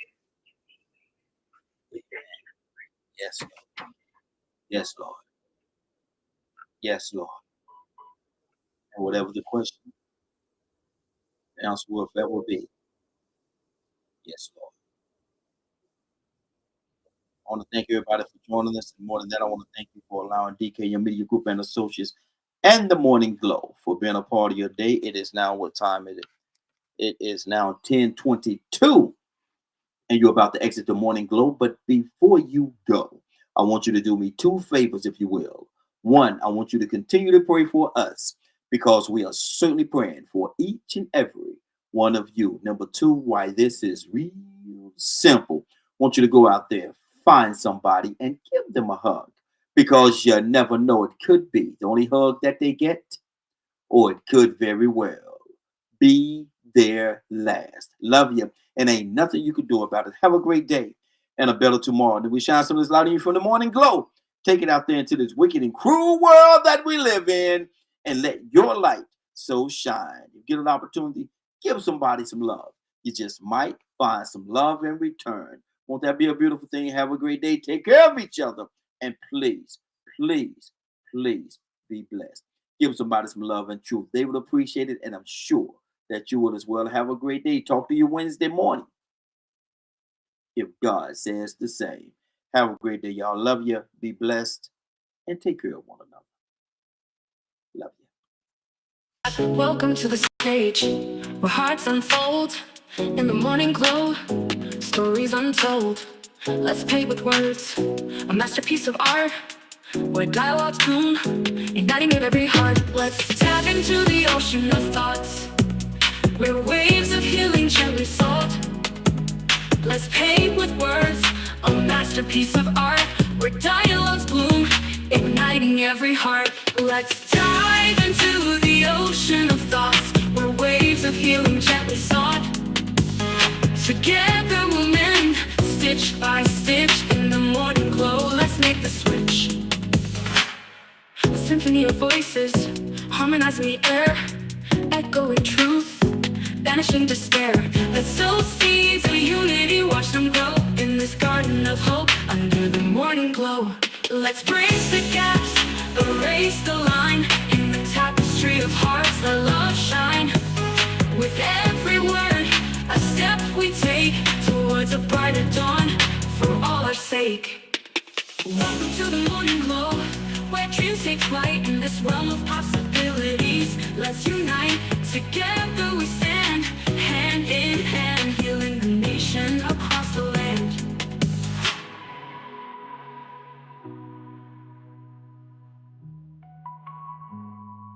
Let's dive into the ocean of thoughts, where waves of healing gently sought. Together we'll mend, stitch by stitch, in the morning glow. Let's make the switch. Let's dive into the ocean of thoughts, where waves of healing gently sought. Together we'll mend, stitch by stitch, in the morning glow. Let's make the switch.